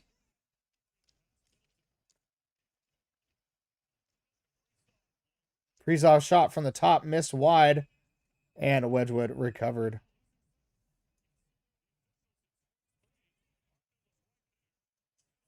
Looks like the Wild are trying to start some shoving, but the officials are breaking up the scrums pretty quickly.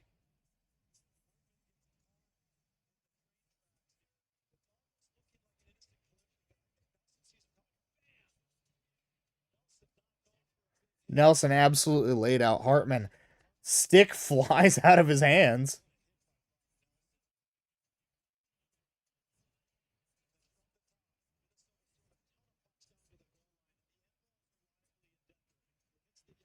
Yeah, in a pushing match with Nichushkin, I would not want to...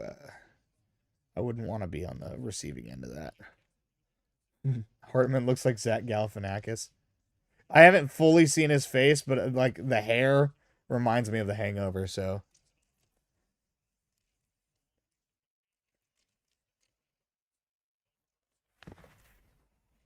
Six minutes remaining in the second period.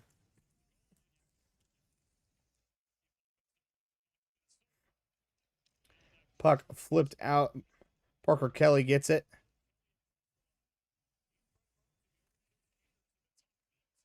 Logan O'Connor has it in the corner.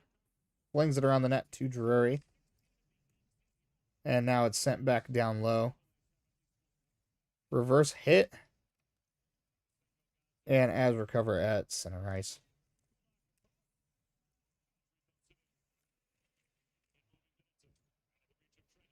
Puck is sent all the way around.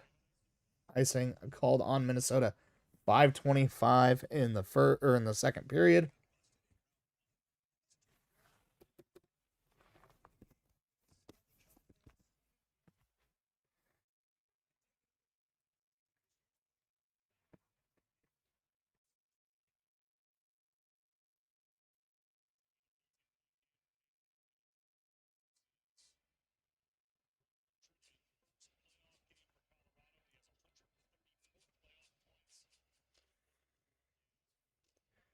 Avs lose the faceoff. Top line is out right now. Puck is pinned up against the wall. Nate just fed it in front. Tried to set up a play for Lehkonen. Nate just tried to keep it in, but the puck squeaks past the blue line. Wild keep throwing it on net from beyond the blue line. Looks like it might be some frustration. MacKinnon with a shot from a little deep. Makar finds Taze up top. Tries to go for the deflection in front. Necas down low. Back to Makar. Carr tries to drive low. Lehkonen and Faber. MacKinnon gets reverse hit. The puck is sent out. And they call icing. 4:30 remaining in the second. They are showing a graphic that MacKinnon has the 5th most points per game in playoff history, behind Gretzky, Lemieux, McDavid, and Draisaitl, 3 Oilers, a Penguin, and then Nathan MacKinnon.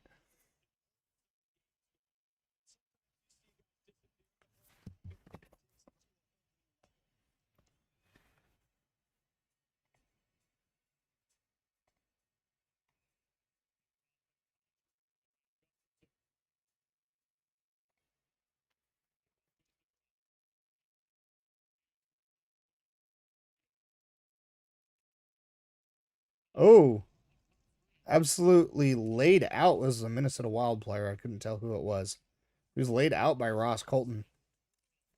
Looked more like he was a little lean back. Boldy with an opportunity one-on-one. Puck saved and sent aside by Wedgwood.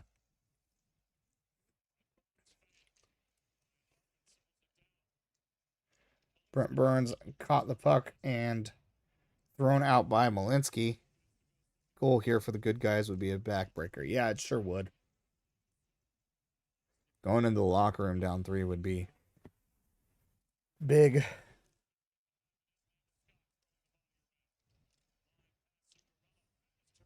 Avs turn the puck over at the Minnesota blue line.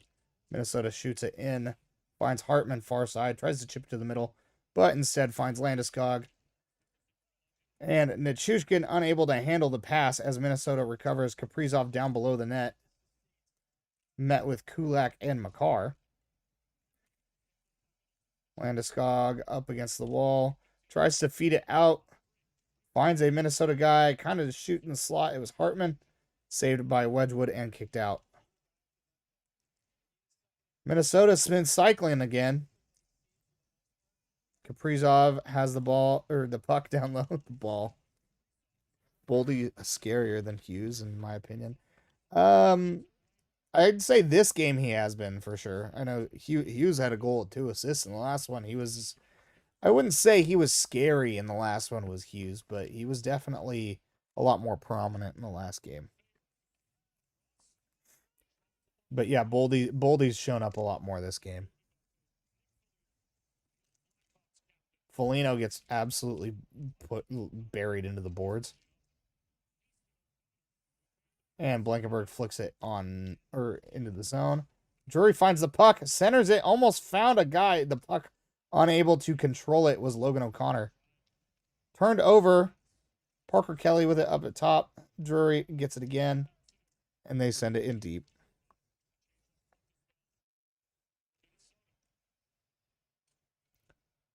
Two minutes remaining in the second period.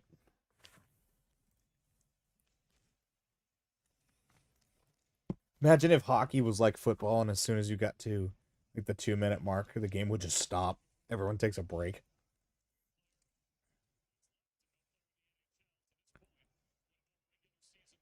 Minnesota has the puck down deep. Landeskog trying to back check and get the puck. And they've got it pinned against the wall. Middleton is on the ground. Puck squirts out, though.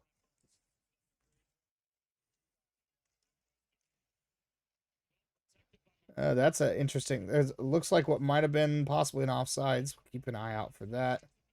And the zone is cleared, so it does not matter. Oh, almost had a lead pass for a breakaway from MacKinnon, but the puck was swatted out of the air.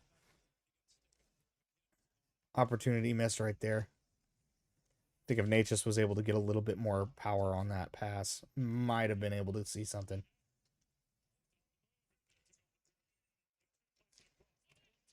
Minnesota takes a one-timer up top, a little over the net, passes it to the middle, finds Malinsky, who flips it out. That won't be for icing. 45 seconds remaining in the period.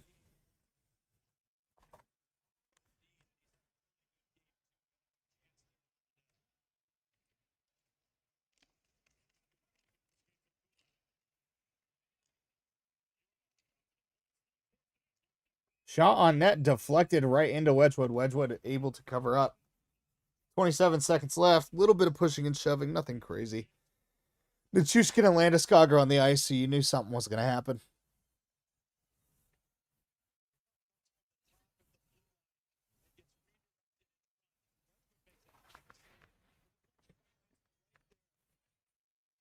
Yeah, deflected on net by, looks like Johansson.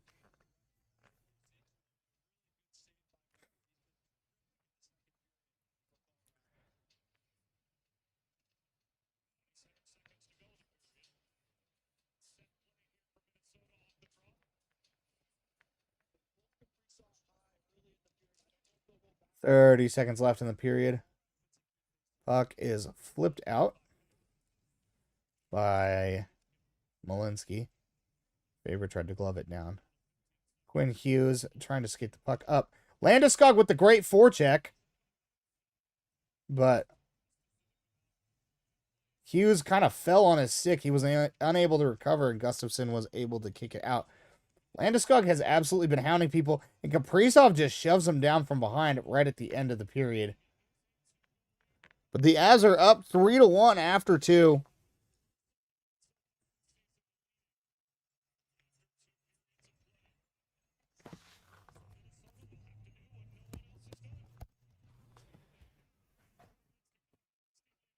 Been a defensive battle. 4 goals after having 15 in game 1. This feels like a snooze fest.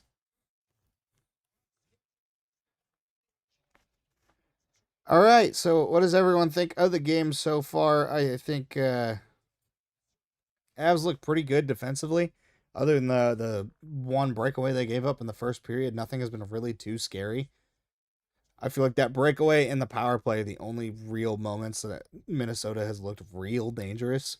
And Wedgwood has been an absolute wall, showing he can bounce back after a bad game, which is absolutely elite from a goaltender in the postseason.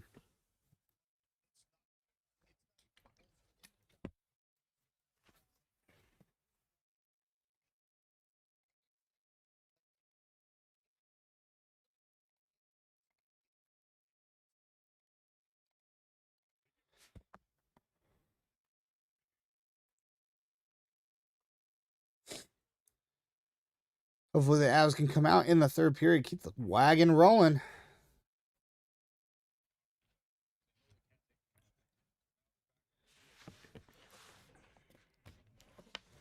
All right, y'all come up with some questions for me for the intermission. If you have anything you want to say, let me know.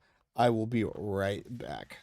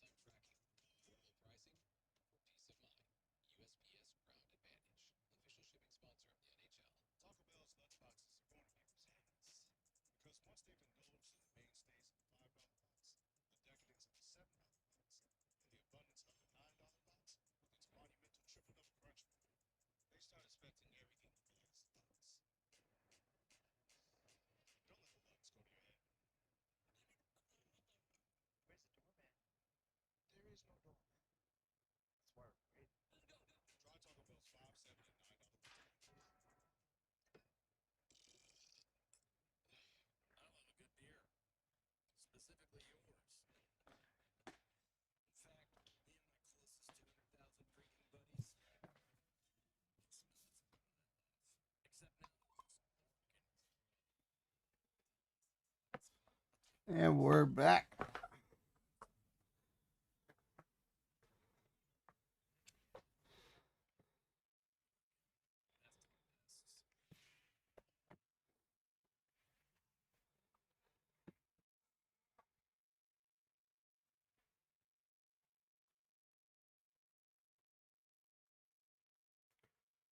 Get my blanket on because it's cold in here.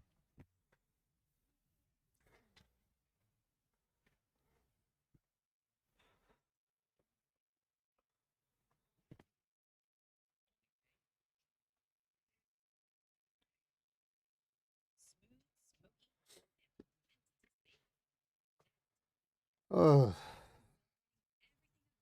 So, strong period by the Avs right there. Strong period by Minnesota for the most part, too. Keeping the Avs kind of out of getting dangerous chances.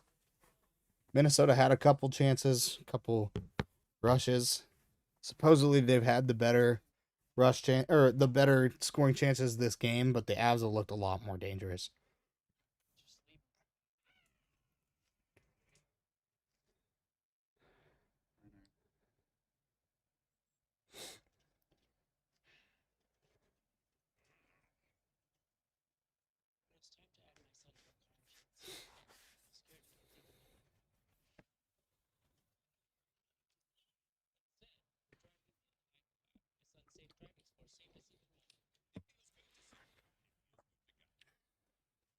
Let's see if my stream is caught up. It was not. I am not live. Okay, great.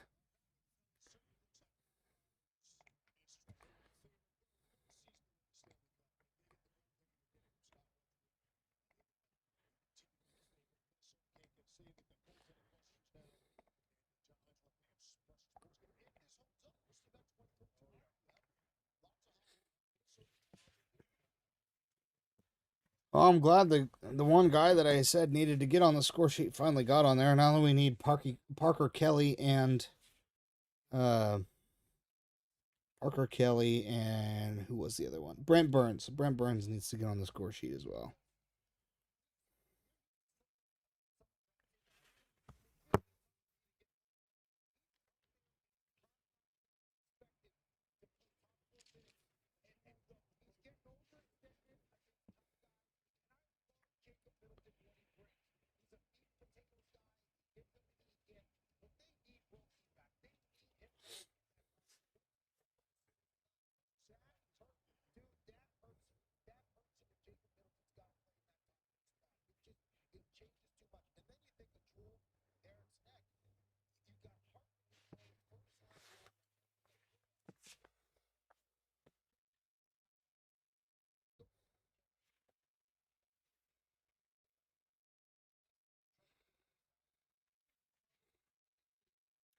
Scott Wedwood's goaltending this game is the equivalent of playing video games and sitting up straight.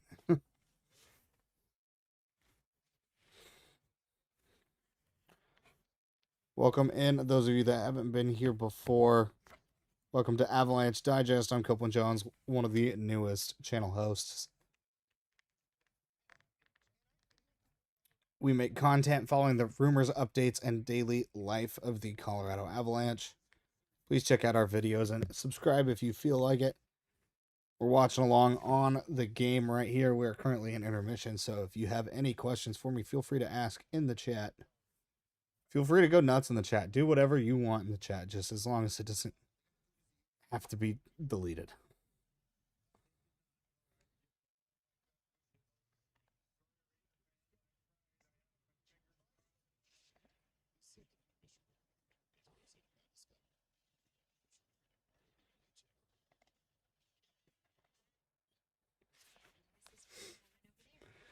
Ten minutes left until the third period.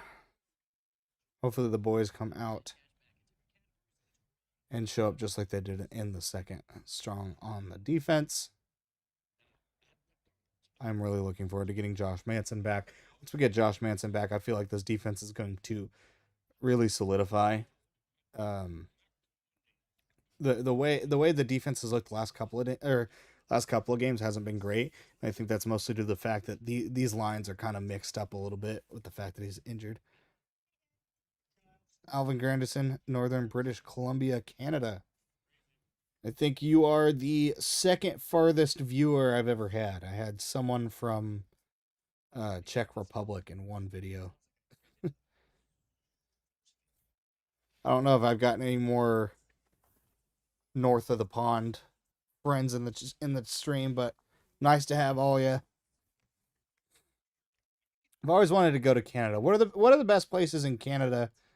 What was your prediction? I think your prediction was the current score. I believe you said 3-1.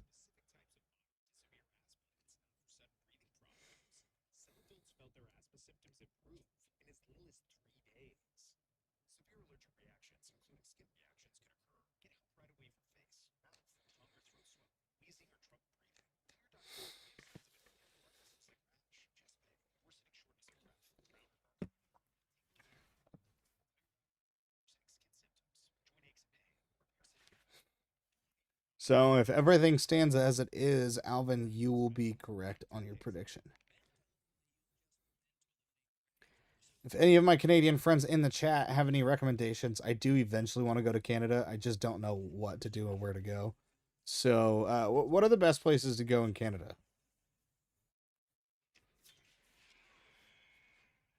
I want to go to the Hockey Hall of Fame, but I think my mother would be upset if I went without her.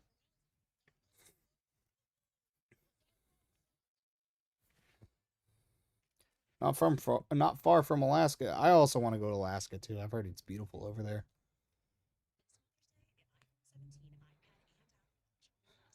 I'm not built for these southern heats. I'm built for the northern cold.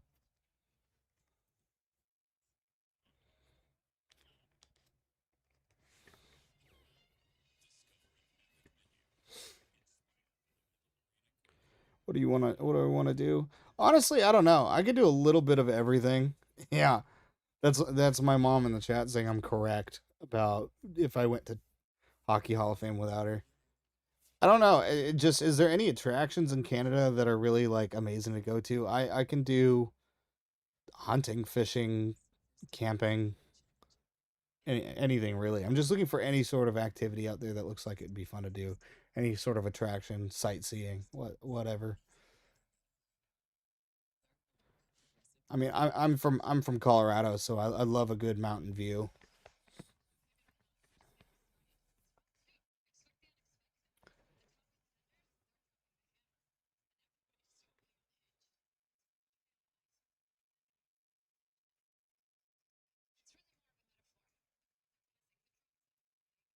Best fishing? Okay, I'll have to check you on that.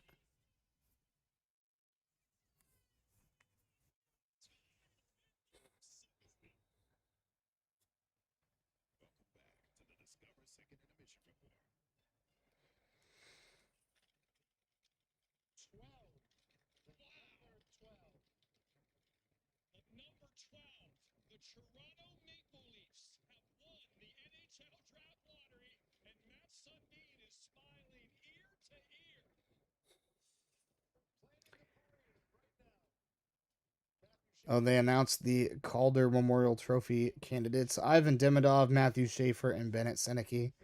I think Schaefer takes that one easily. What kind of fish are you looking for? Honestly, I don't fish that much, but when I do, I have a good time. I usually like any sort of trout.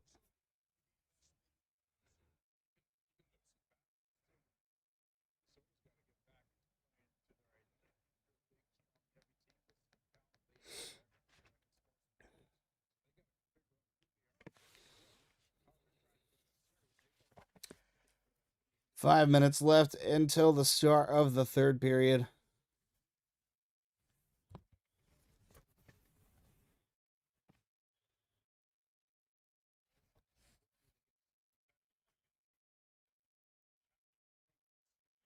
Halibut, salmon, and crab. Absolutely, sounds good to me.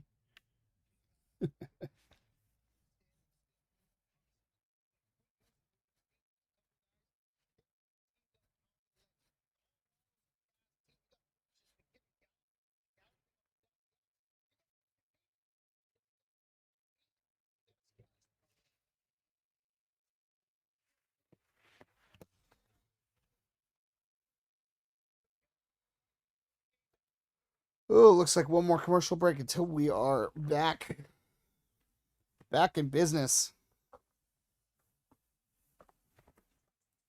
4 minutes, 30 seconds remaining. Let's set everything up on the screen for the clock and everything.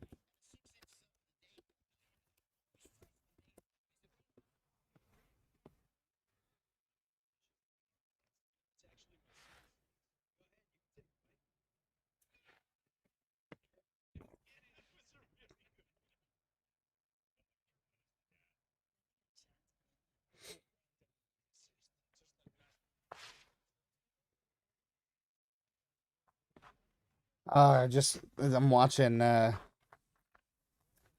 commercial is this? I think it's a banking commercial. Or Mass Mutual Insurance.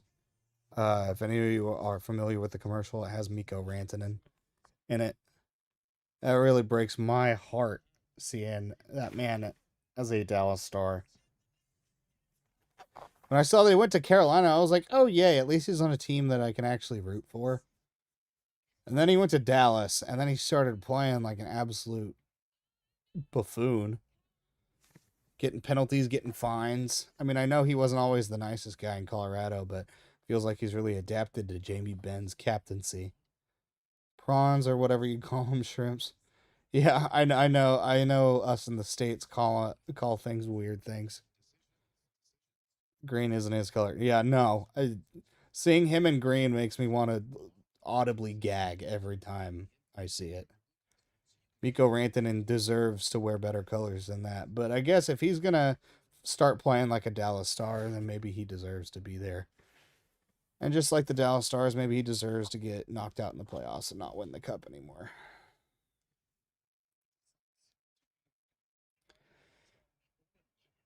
One person on the Stars that I could never get mad at is Jason Robertson. I think Jason Robertson is a great player, and I would love him on Colorado. I just don't ever see it happening. He's one of those guys I just love watching him play. He's been so good for so long.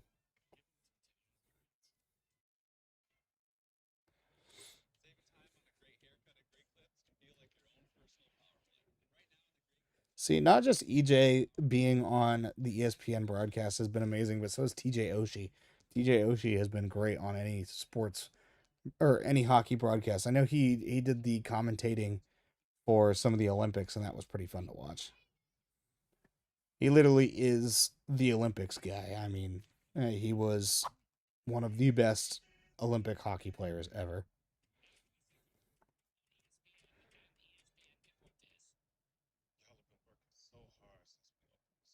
It is getting to be that time. Everyone get ready. Do your last checks. Make sure you are comfortable and ready to go for this third period, and make sure you lock in. Just like the Avs need to lock in to secure this win and hopefully secure a 2-0 series victory lead over the Minnesota Wild.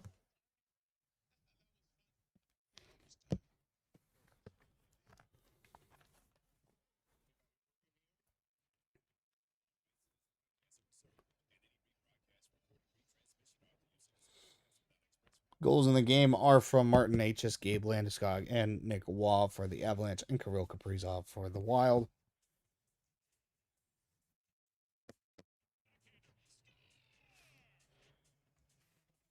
For the Wild, the assists went to Zuccarello and Hartman. And then for the Avalanche, you got assists from Colton, Nelson, Kulak, and you've got one from Necas and two from MacKinnon. So 2 points each for MacKinnon and Necas. Nate Dogg to score next. Well, if you predicted 3-1, you'd be wrong if he scores next, but I agree with you. There's a good chance that next score could possibly be an empty net. And if it is an empty net, Lord knows it's going to be Nathan MacKinnon who is going to get on that one.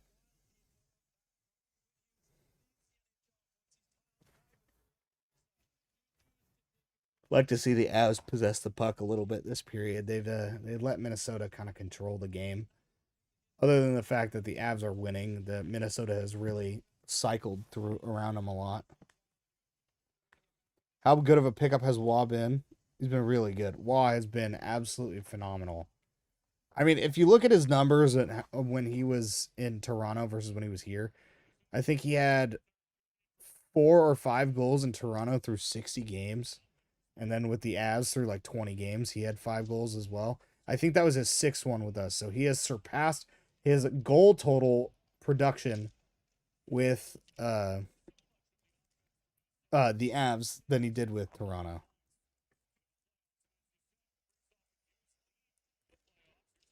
Avs tried to skate it up and it got turned over. Tried to find Hartman. Makar passes it out. Finds Lehkonen.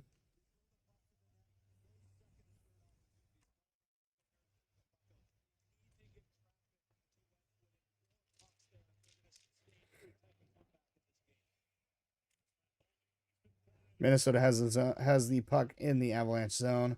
Boldy flings it across. Malinsky will pick it up. Kind of fans on it a little bit. Kicks it back to Kulak. Who it doesn't get out of the zone. Landeskog tried to chip it out and did not get it. Boldy missed the one-timer. He kind of had some daylight on the right side of the net. Puck is flicked out, sent down, and probably will be icing.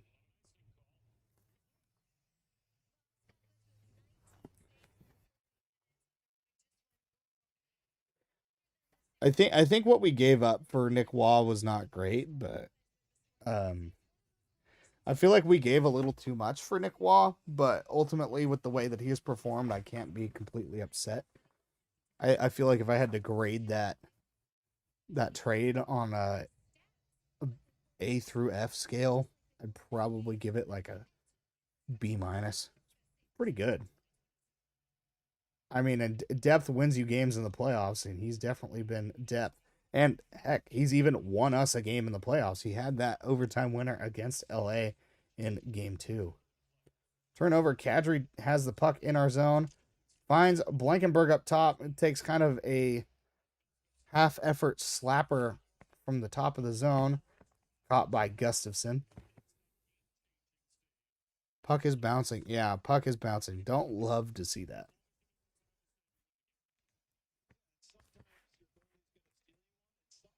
Shots on goal are 20-16 in favor of Minnesota. Not a lot of pucks on net for the Avs so far.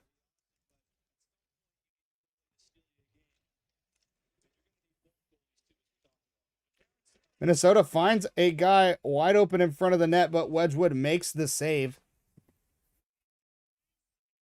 And now there's some shoving. But Minnesota had a good rush chance right there. Quinn Hughes flicked it forward. Was it Quinn Hughes?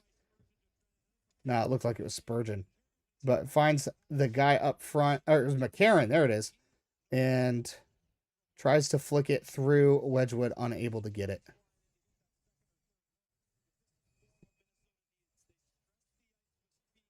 Oh, yeah, it is so great having Naz back. Naz and Kadri and Gabe Landeskog. 2 guys on the team that, honestly, I'm not even worried about how they play. Not in the slightest. Like, if they make a blunder, sure, I'm going to call them out for a blunder. But those are guys that are there mostly just for vibes. Yeah, they are hitting Kadri. They're hitting him pretty hard. But Kadri and Landeskog are guys that I'm only focused on them being there for their vibes. Because with Landeskog being back, everyone feels better. They're like, oh, our captain's back. He inspires us. He motivates us, such and such. And then Kadri's just a fun guy. I mean, you can see it in the interviews that he gives that he just seems like such a fun guy. And that's one thing about hockey that's huge is these guys are like these guys have to actually blend well, otherwise this team will not work. And that's what we've seen in years past. Ooh, turnover at the top of the line. Logan O'Connor tries to find Drury, but it gets caught in the skates of Faber.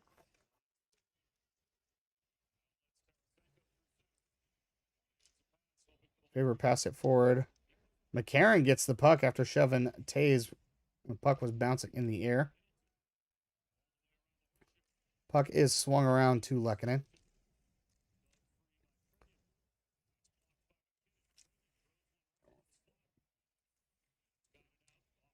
Puck was centered. Logan O'Connor is able to get the clear, so the Avs are able to get the change.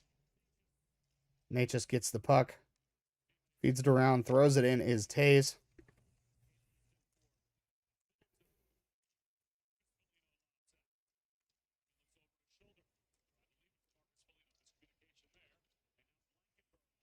Blankenberg gets the puck. Feeds it around to Taze. Finds Necas skating forward. And Necas and MacKinnon are in the zone. Mac just floats it into Blankenberg, but they called it a play with a high stick. It looked a little borderline, but Blankenberg, not being one of the top players, is probably not going to get the favor of that call.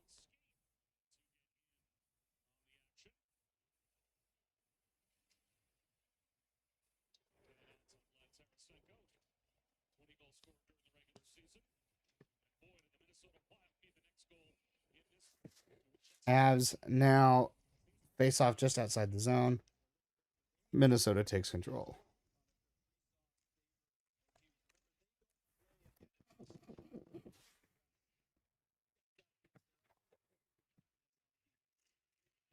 Kind of a wayward stick there by Landeskog. He tried to clear the puck and he completely fanned.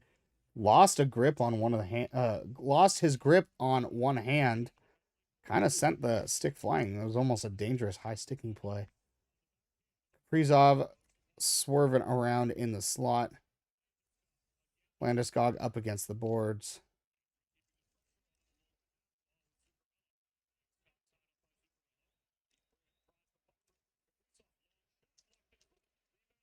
Shot up front was blocked by Malinsky. Malinsky's able to drive it out and get the clear. Some Avs players are able to get some much needed rest. It has been all Minnesota as far as action offensively. Passing has been pretty crisp apart from. And we are going to have another penalty on Brock Nelson. Brock Nelson's been a little. Every time Brock Nelson's matched up with Quinn Hughes, he seems to be trying to hold on.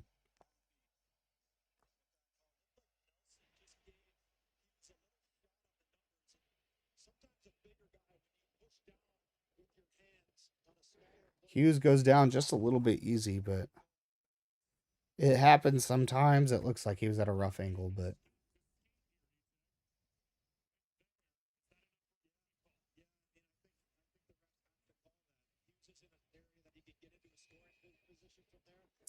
I don't love whenever they bring on the guest official to talk about if a penalty was called correctly or not, because he hardly ever disagrees with the call on the ice, and he almost never questions the official's reasoning because they're trying to make officials look better in hockey.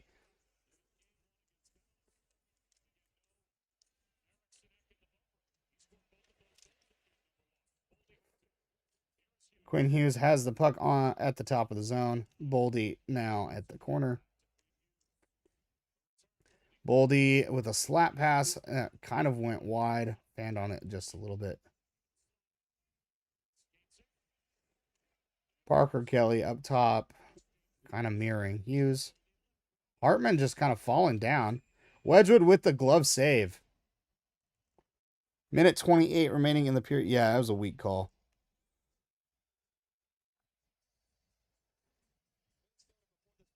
At first, I thought it was a little more evident that. I thought it was a little more, a little more of a penalty than it was, but really looked kind of weak. And then the guest official comes in and he goes, "Yeah, I think you got to call that." No, you don't.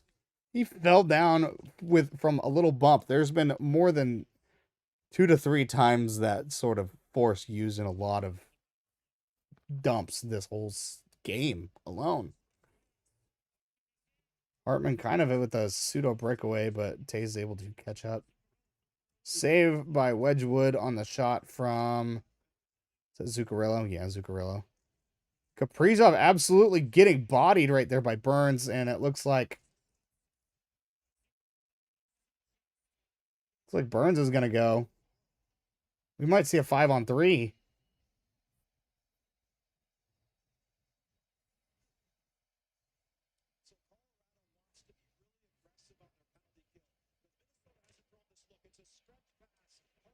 Or am I wrong on that? I was there not a penalty? Did that go out of play?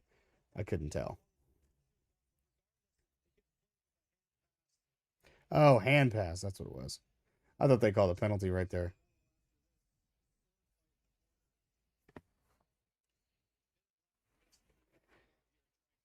Kaprizov grabbing for places he shouldn't be grabbing on national television. Hartman's getting real chippy. He's going to push his luck. If Manson comes back and he's willing to drop the gloves, Hartman might be the guy that sees it.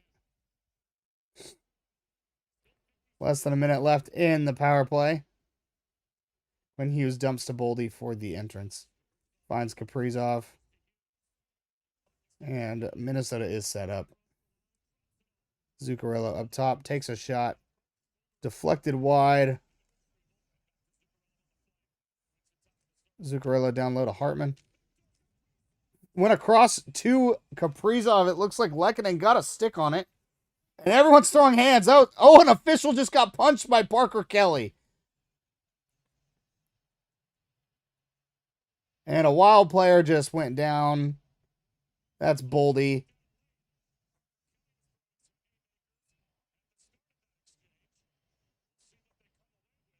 We might see some penalties called here.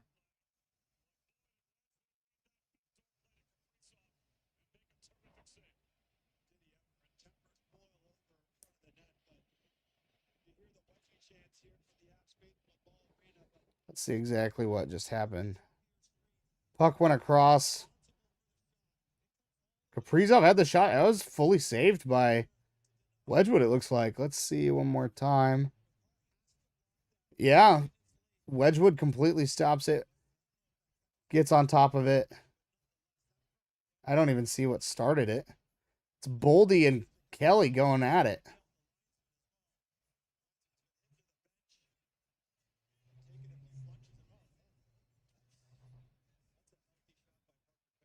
Parker Kelly takes a bit of a late shot at Boldy.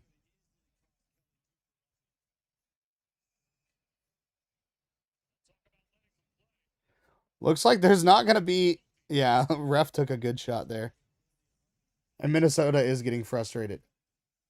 That looked like it could have been a little tie-up tripping right there.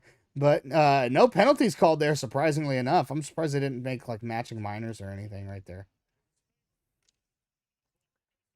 Faber up top to Tarasenko down below. 7 seconds left in the power play. Recovered from Taze. Taze is able to feed it up. And we got Jack Drury with someone else. We've got... Tries to go short side. It looks like it hit the post.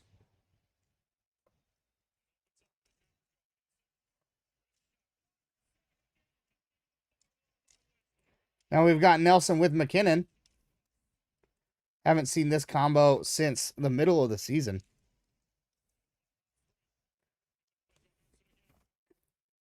And Kulak skates back as Minnesota takes it back with Johansson.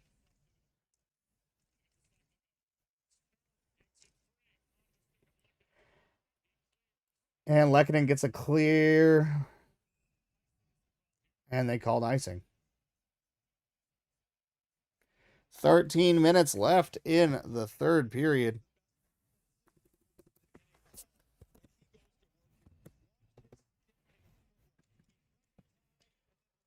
Yeah, I just got a Parker Kelly jersey. I love it. Probably one of my more favorite jerseys.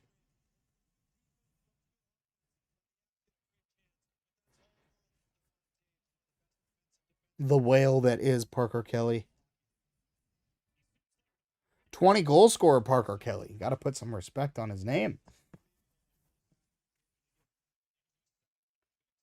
Avs win the draw. Cale Makar flicks it out, and it's taken over by Minnesota.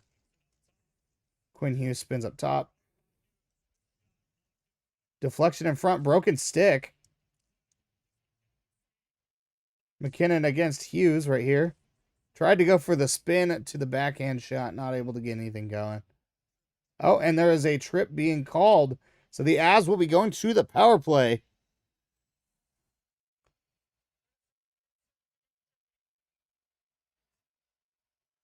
So the trip is on Zuccarello.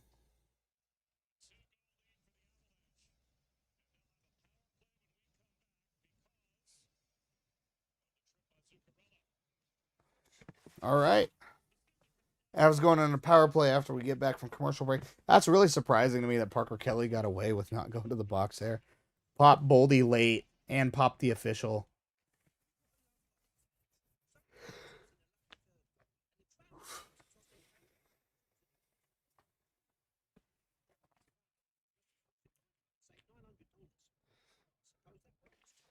Every time we get a new jersey, they trade that person. Varlamov, Duchesne. Yeah, you're telling me. I got Bowen Byram was the last jersey I got. I almost got a Mikko Rantanen jersey. There was someone else. Who else did I get? Oh. I was really worried. I have a Ross Colton jersey as well. I was really concerned that he was going to get traded during the deadline. Because Colton's one of those guys that I like to root for him, but I really want him to play well. And when he does, he plays really well. But when he doesn't, it's not great. This postseason so far, though, he has been a good fit. Who else do I have? I have a Logan O'Connor jersey now. Mayor of Denver. Berkey and Joe left right after you got your jersey. Yeah, they sure did. Burakovsky really did. Burakovsky was super helpful in that playoff or in that Stanley Cup run. I still love the goal that he got in overtime against Tampa Bay and the goal against Nashville that went through the net and they didn't figure it out for another minute. You have an Abisher jersey and Waugh jersey. Yeah, I've got it. Let me see if I can tell the camera enough to show it. I've got the Waugh jersey up there. I try to have it in the background of all my videos.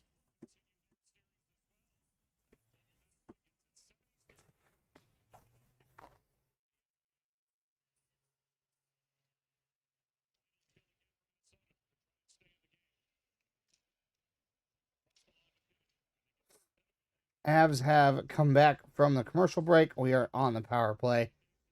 20 seconds in, we just got set up.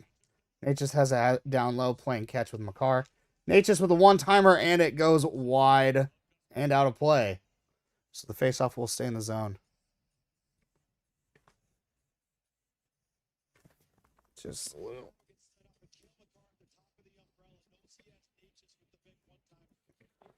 There we go. Just a little higher.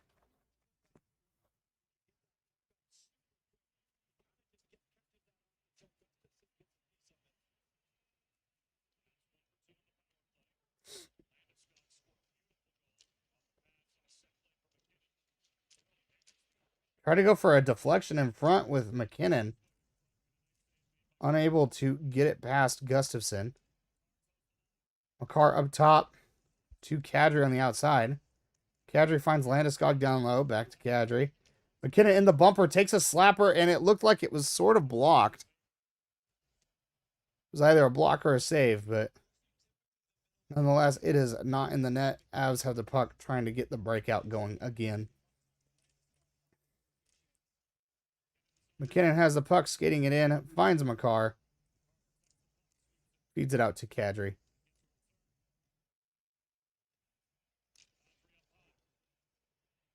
Kadri gets to Landeskog down low. Landeskog got kind of out-muscled there. Lehkonen able to chip it back into the corner. And Kadri loses control of the puck. Wedgwood plays it out so Makar can handle it. And an errant pass kind of goes away. Looks like Minnesota's going to kill this one as well. Power play has looked really good. This whole series, actually. Apart from the shorthanded goal we gave up, but can't say I can really complain about the power play. 2 for 5 in this series, not bad. 40% is a lot better than the 9% we put up against LA with our 1 power play goal.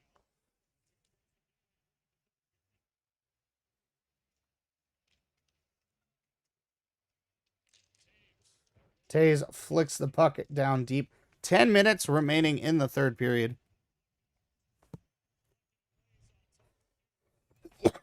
Battle against the wall. Quinn Hughes is laying down on top of the puck. And they blow the whistle.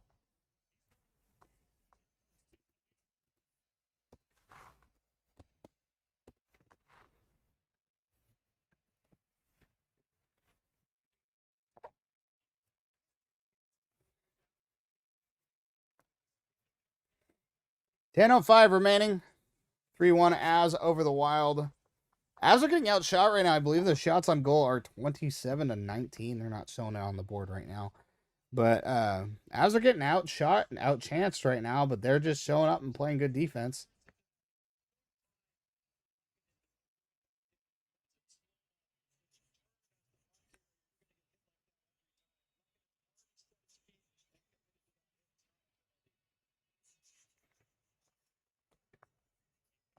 Fingertips always up. Yep.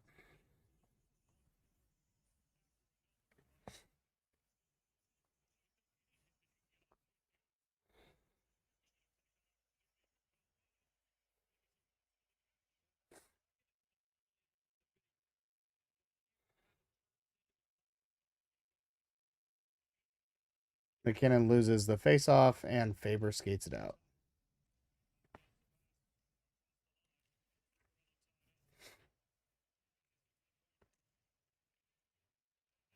And Landeskog skates it back out and is able to dump it in deep. Gustafsson kind of hesitated on the pass out, but was able to make the delivery to the Wild player. Flicked out by Landeskog, able to make the change.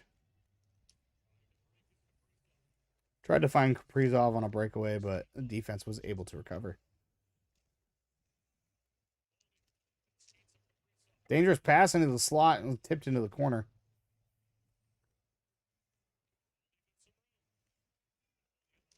Walensky on Boldy. Shot wide by Johansson.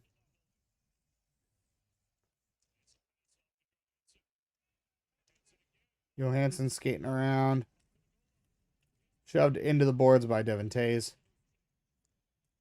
MacKinnon shadowing Hughes. Hughes is going into the backside side. And MacKinnon absolutely bulldozes Hughes. MacKinnon absolutely shoved him to the ground. He tried to stop on a dime and turn around, and MacKinnon absolutely flattened him. That was beautiful.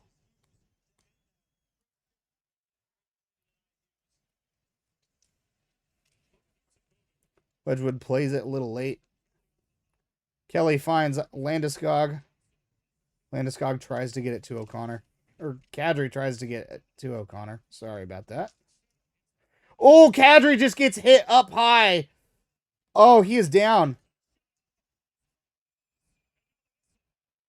Brent Burns just shut off the post. That stick shattered on his face.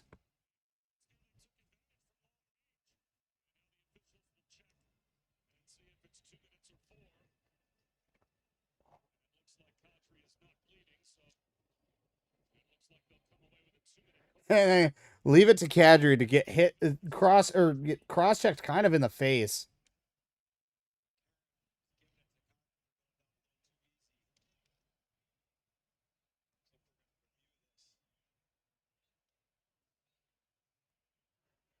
Leave it to Kadri to talk smack after taking a stick to the face.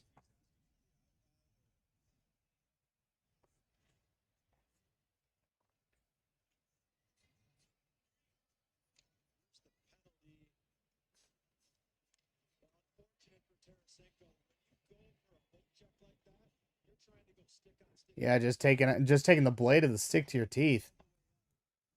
That can be fun.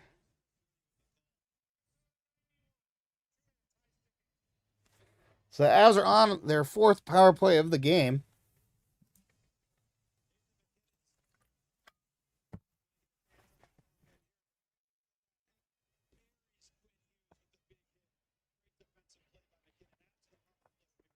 Yeah, MacKinnon absolutely dumped Quinn Hughes in that corner. All right, 8:11 remaining in the third period. We're on commercial break one more time.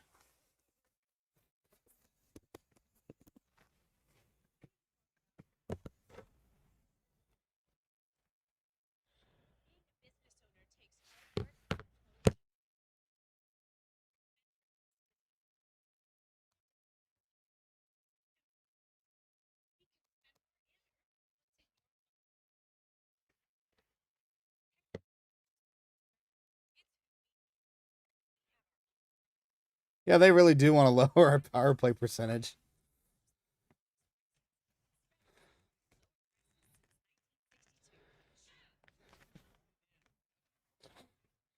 They're like, oh, we'll just keep putting them on the power play so that their percentage goes down. This is exactly why I wish our power play was like at least 20%. Because if our power play was 20%, we would have won so many more games.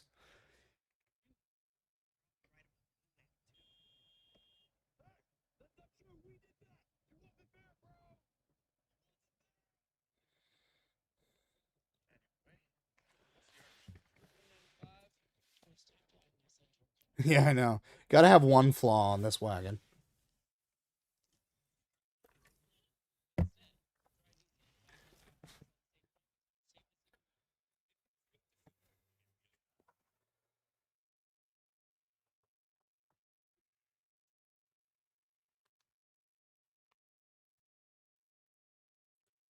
Alrighty.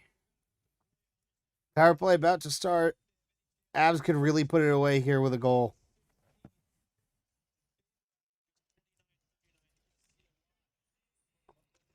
Faber able to clear. Wedgwood stops it behind the net. Avs are 1 for 3 with 5 shots on goal. I can't say I can complain about 5 shots on goal. But the one thing I am going to complain about is we have 19 shots on goal total. So that means we only have 14 even strength shots on goal. Which is, for the top 5-on-5 team in the NHL, it's a bit concerning.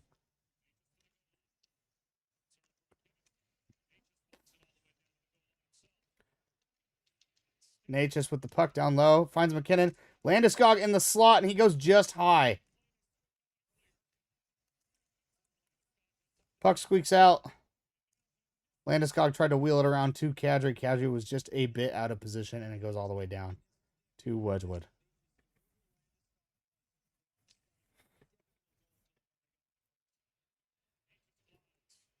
Necas has the puck. Finds MacKinnon as the trailer. Able to enter the zone pretty cleanly. Tried to do a backhand across the zone as Kadri. Doesn't work, but Necas is able to get the rebound. Kadri is down low. Goes back to Cale up top. Kadri on the side now. Down low to Landeskog. Back to Kadri. And MacKinnon! You were right, Mark. MacKinnon on the power play, able to get it kind of in the slot over by the circle on the one-timer feed from Kadri. Avs take the lead 4-1. Let's play our goal horn again real quick. Just one more time.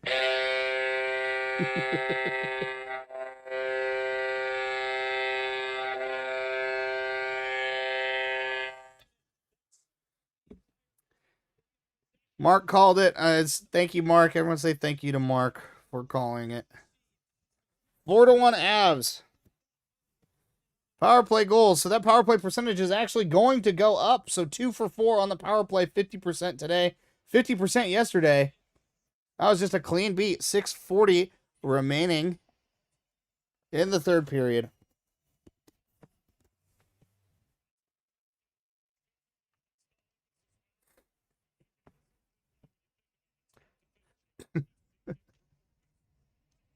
Touchdown.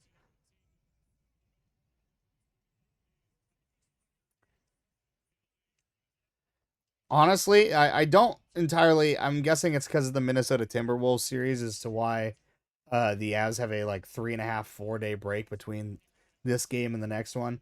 But honestly, after playing the most drunk game of hockey I've seen in my life, after this, I think that both teams, I think the Avs need a break. Specifically, Wedgwood needs a break.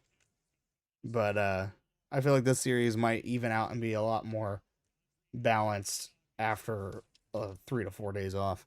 What goalie they put in next is Fleury available. Marc-Andre Fleury, I bet you he is watching these series. He's watching all his teams in the playoffs, and he's begging he was still in. Because Carter Hart for Vegas hasn't been that great. Carter Hart for Vegas hasn't been that great. Then, who's the other one? And Minnesota finds the answer, finds Johansson in front of the net. Minnesota makes it 4-2 with 5.5 remaining, so this one's far from over.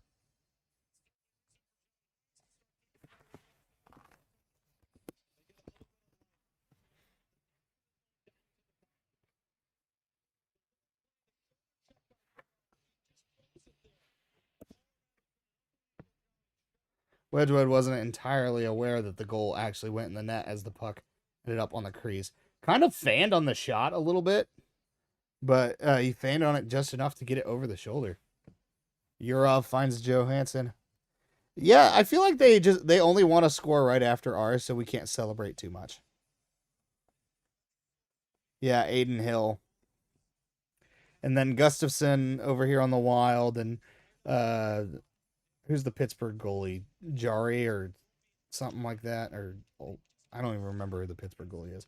But all the teams he used to play for, he's probably itching to get back in because 2 of them are gone. 2 of them aren't even, or no, not 2 of them are gone. 1 of them's gone, and then the Wild are having their issues right now, and then Carter Hart hasn't been that great. Copycats, yeah. They keep doing what we're doing.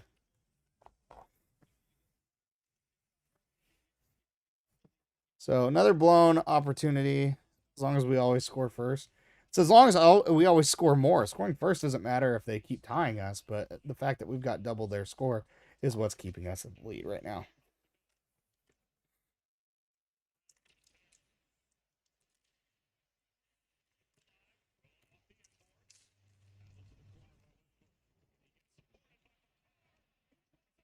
Makar just drew another penalty, got high, sticked up high. It looked like by Kaprizov.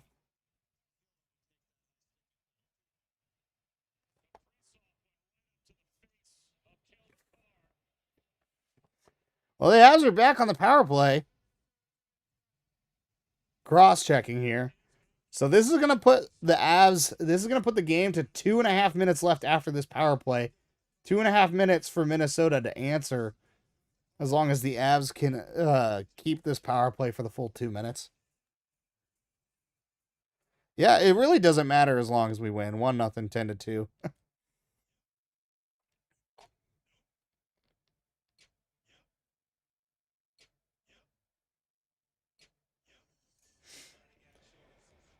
Ooh. Getting the late stages. 2-goal lead. Avs on the power play. This is really where another goal would really seal it. Well, boy, am I glad we got that power play goal, because a 3-2 game would feel a lot closer. A lot scarier.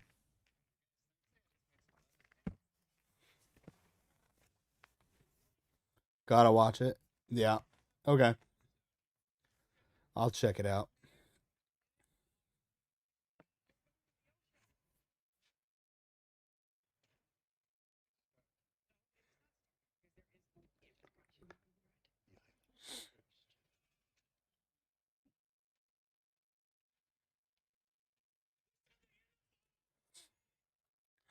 So we've got just under 5 minutes remaining. I think it said it was at 4:26. Let me fix the scoreboard.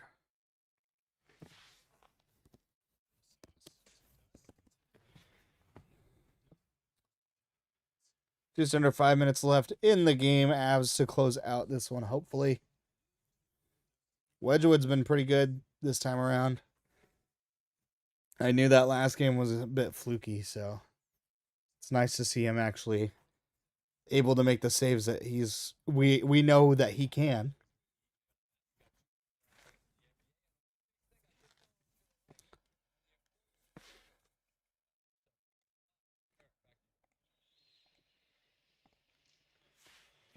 Avs on the power play, actually won the faceoff, able to set the play, had Kadri on the doorstep, and he gets stuffed by Gustafson.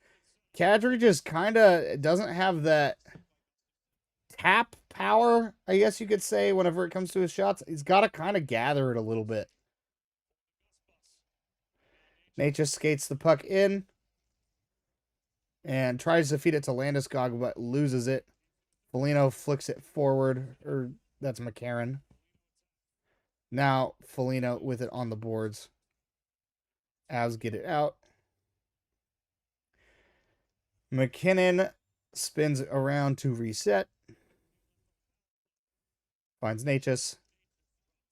Necas tried to drop it to MacKinnon right at the blue line, but is whacked away by Foligno. Avs getting a full change. Second unit is on the ice. Nelson skating forward with Malinsky.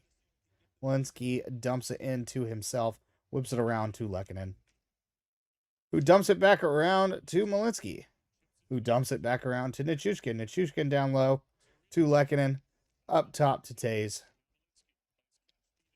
They're just playing catch up at the top of the blue line. Nichushkin down in Necas' usual spot. Malinsky up top, out to Nelson. Malinsky with the one-timer. It was blocked in front, it looked like. Puck stopped by Nelson, kept in. All the way across to Tays. Tays found Lehkonen close, and he tipped it on net, but it was close save. I don't know if he missed wide or if it was saved by Gustafsson. Power play. It looks like we got an offsides call, as with about 1 to 2 seconds left on the power play.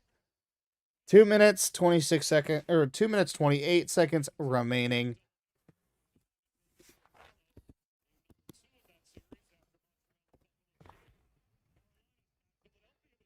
.226, my bad. I just fixed the clock.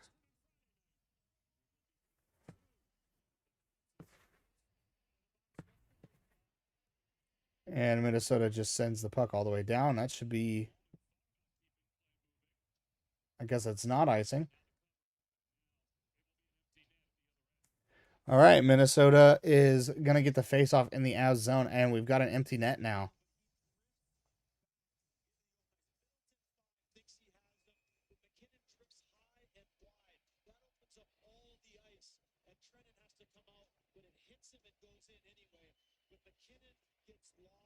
Didn't even notice that MacKinnon power play goal was deflected off of Trennan. Tried to go for a set slap or one-timer play. Almost caught Wedgwood by surprise, but he is able to get a blocker on it. I think the best trade deadline pickups of all time got to be between Lehkonen and Patrick Wall. I mean, well, if you're talking just trade deadline, I think Lehkonen is up there. Especially with the fact that everyone thought he was originally going to be just a rental, and we extended him afterwards because he was that good.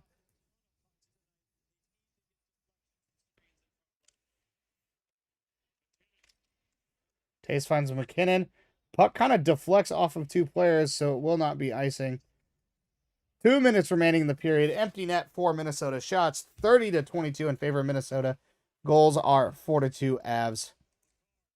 Makar got the puck, tried to send it down the ice, but it got intercepted. Minnesota now controlling the puck in the Avs zone. Boldy with the puck kind of down low, right above the red line, up top to Faber.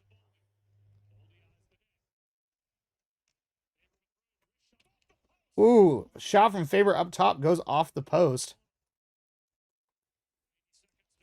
Quinn Hughes to Faber. Boldy. MacKinnon just absolutely laid out Faber.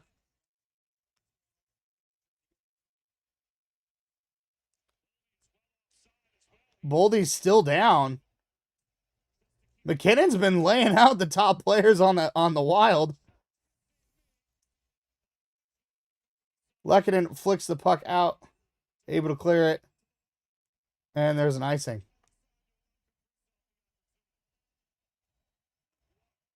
MacKinnon's been throwing his weight around. It's nice to see angry MacKinnon back. Yeah, Rob Blake. Rob Blake, I remember I was not really alive much when Rob Blake was on the team. I was still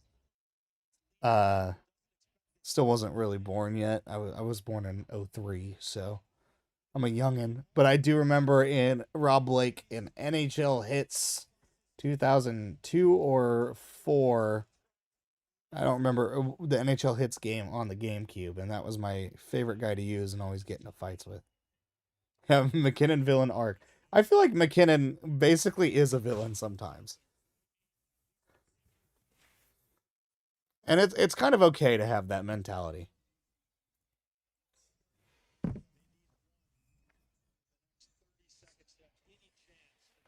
Just under a minute remaining.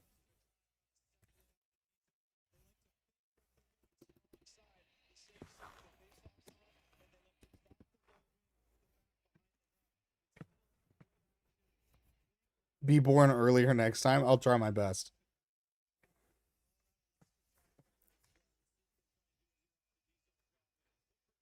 Take it up with my parents. It's their fault.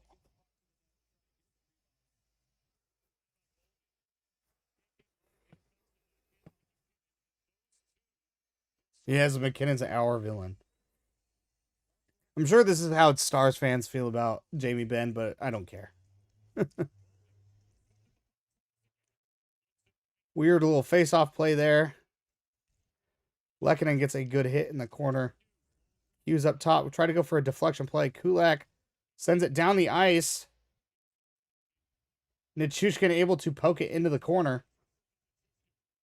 30 seconds left.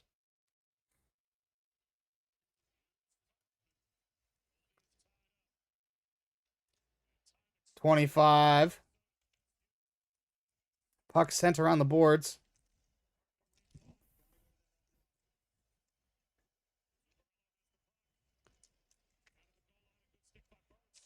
Burns tried to whack it and do a two-handed chop at it. Chushkin just flicks it out. Oh, and it's on target, and it's in. Val Nichushkin gets the empty net goal. I thought he was just clearing it, but he gets it in. 5-2 Avs, and that's going to be the final.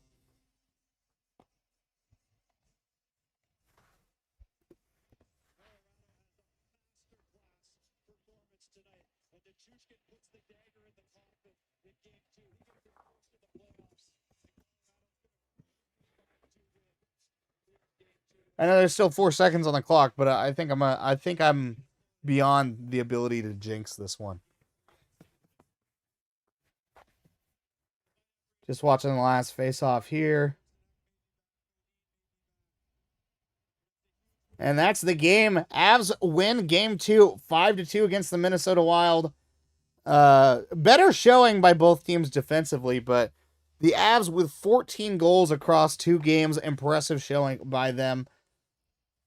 Wedgwood was an absolute wall, able to get, I believe it was almost 30 saves.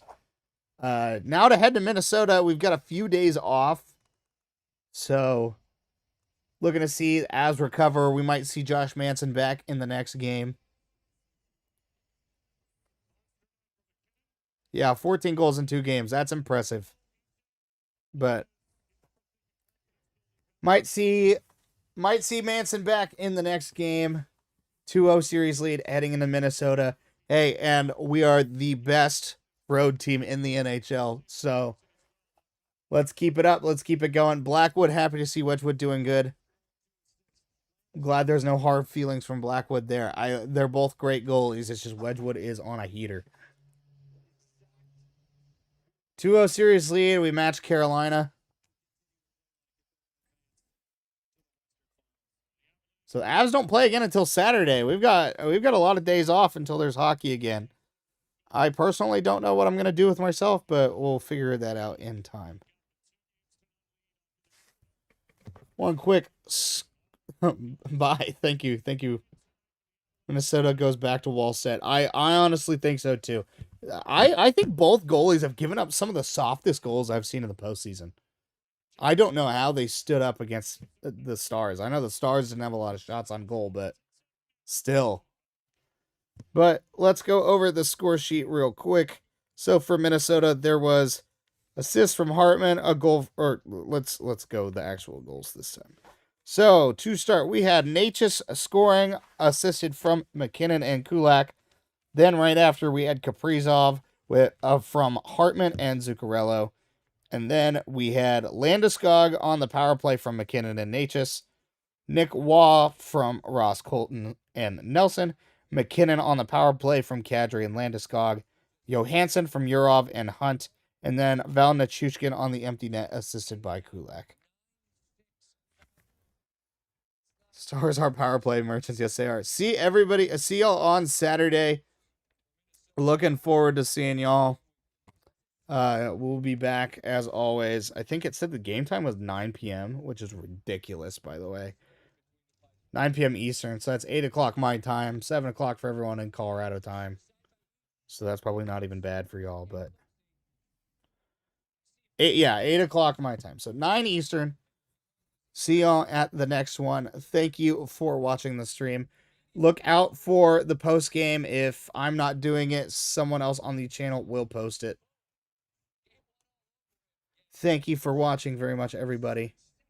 Make sure you subscribe and stay updated. We will have streams coming out. My goal is to have streams coming out for the rest of the postseason.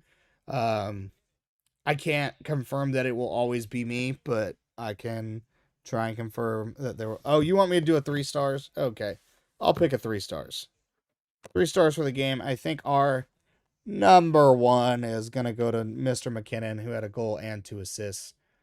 Number 2, I would say we go Landeskog with the goal and the assist. And then I'd say number 3 with our game-winning goal would be Nick Waugh. That would be my 3 stars for the game. Personally. Anyways, thank you very much for watching. I will see y'all on the next one.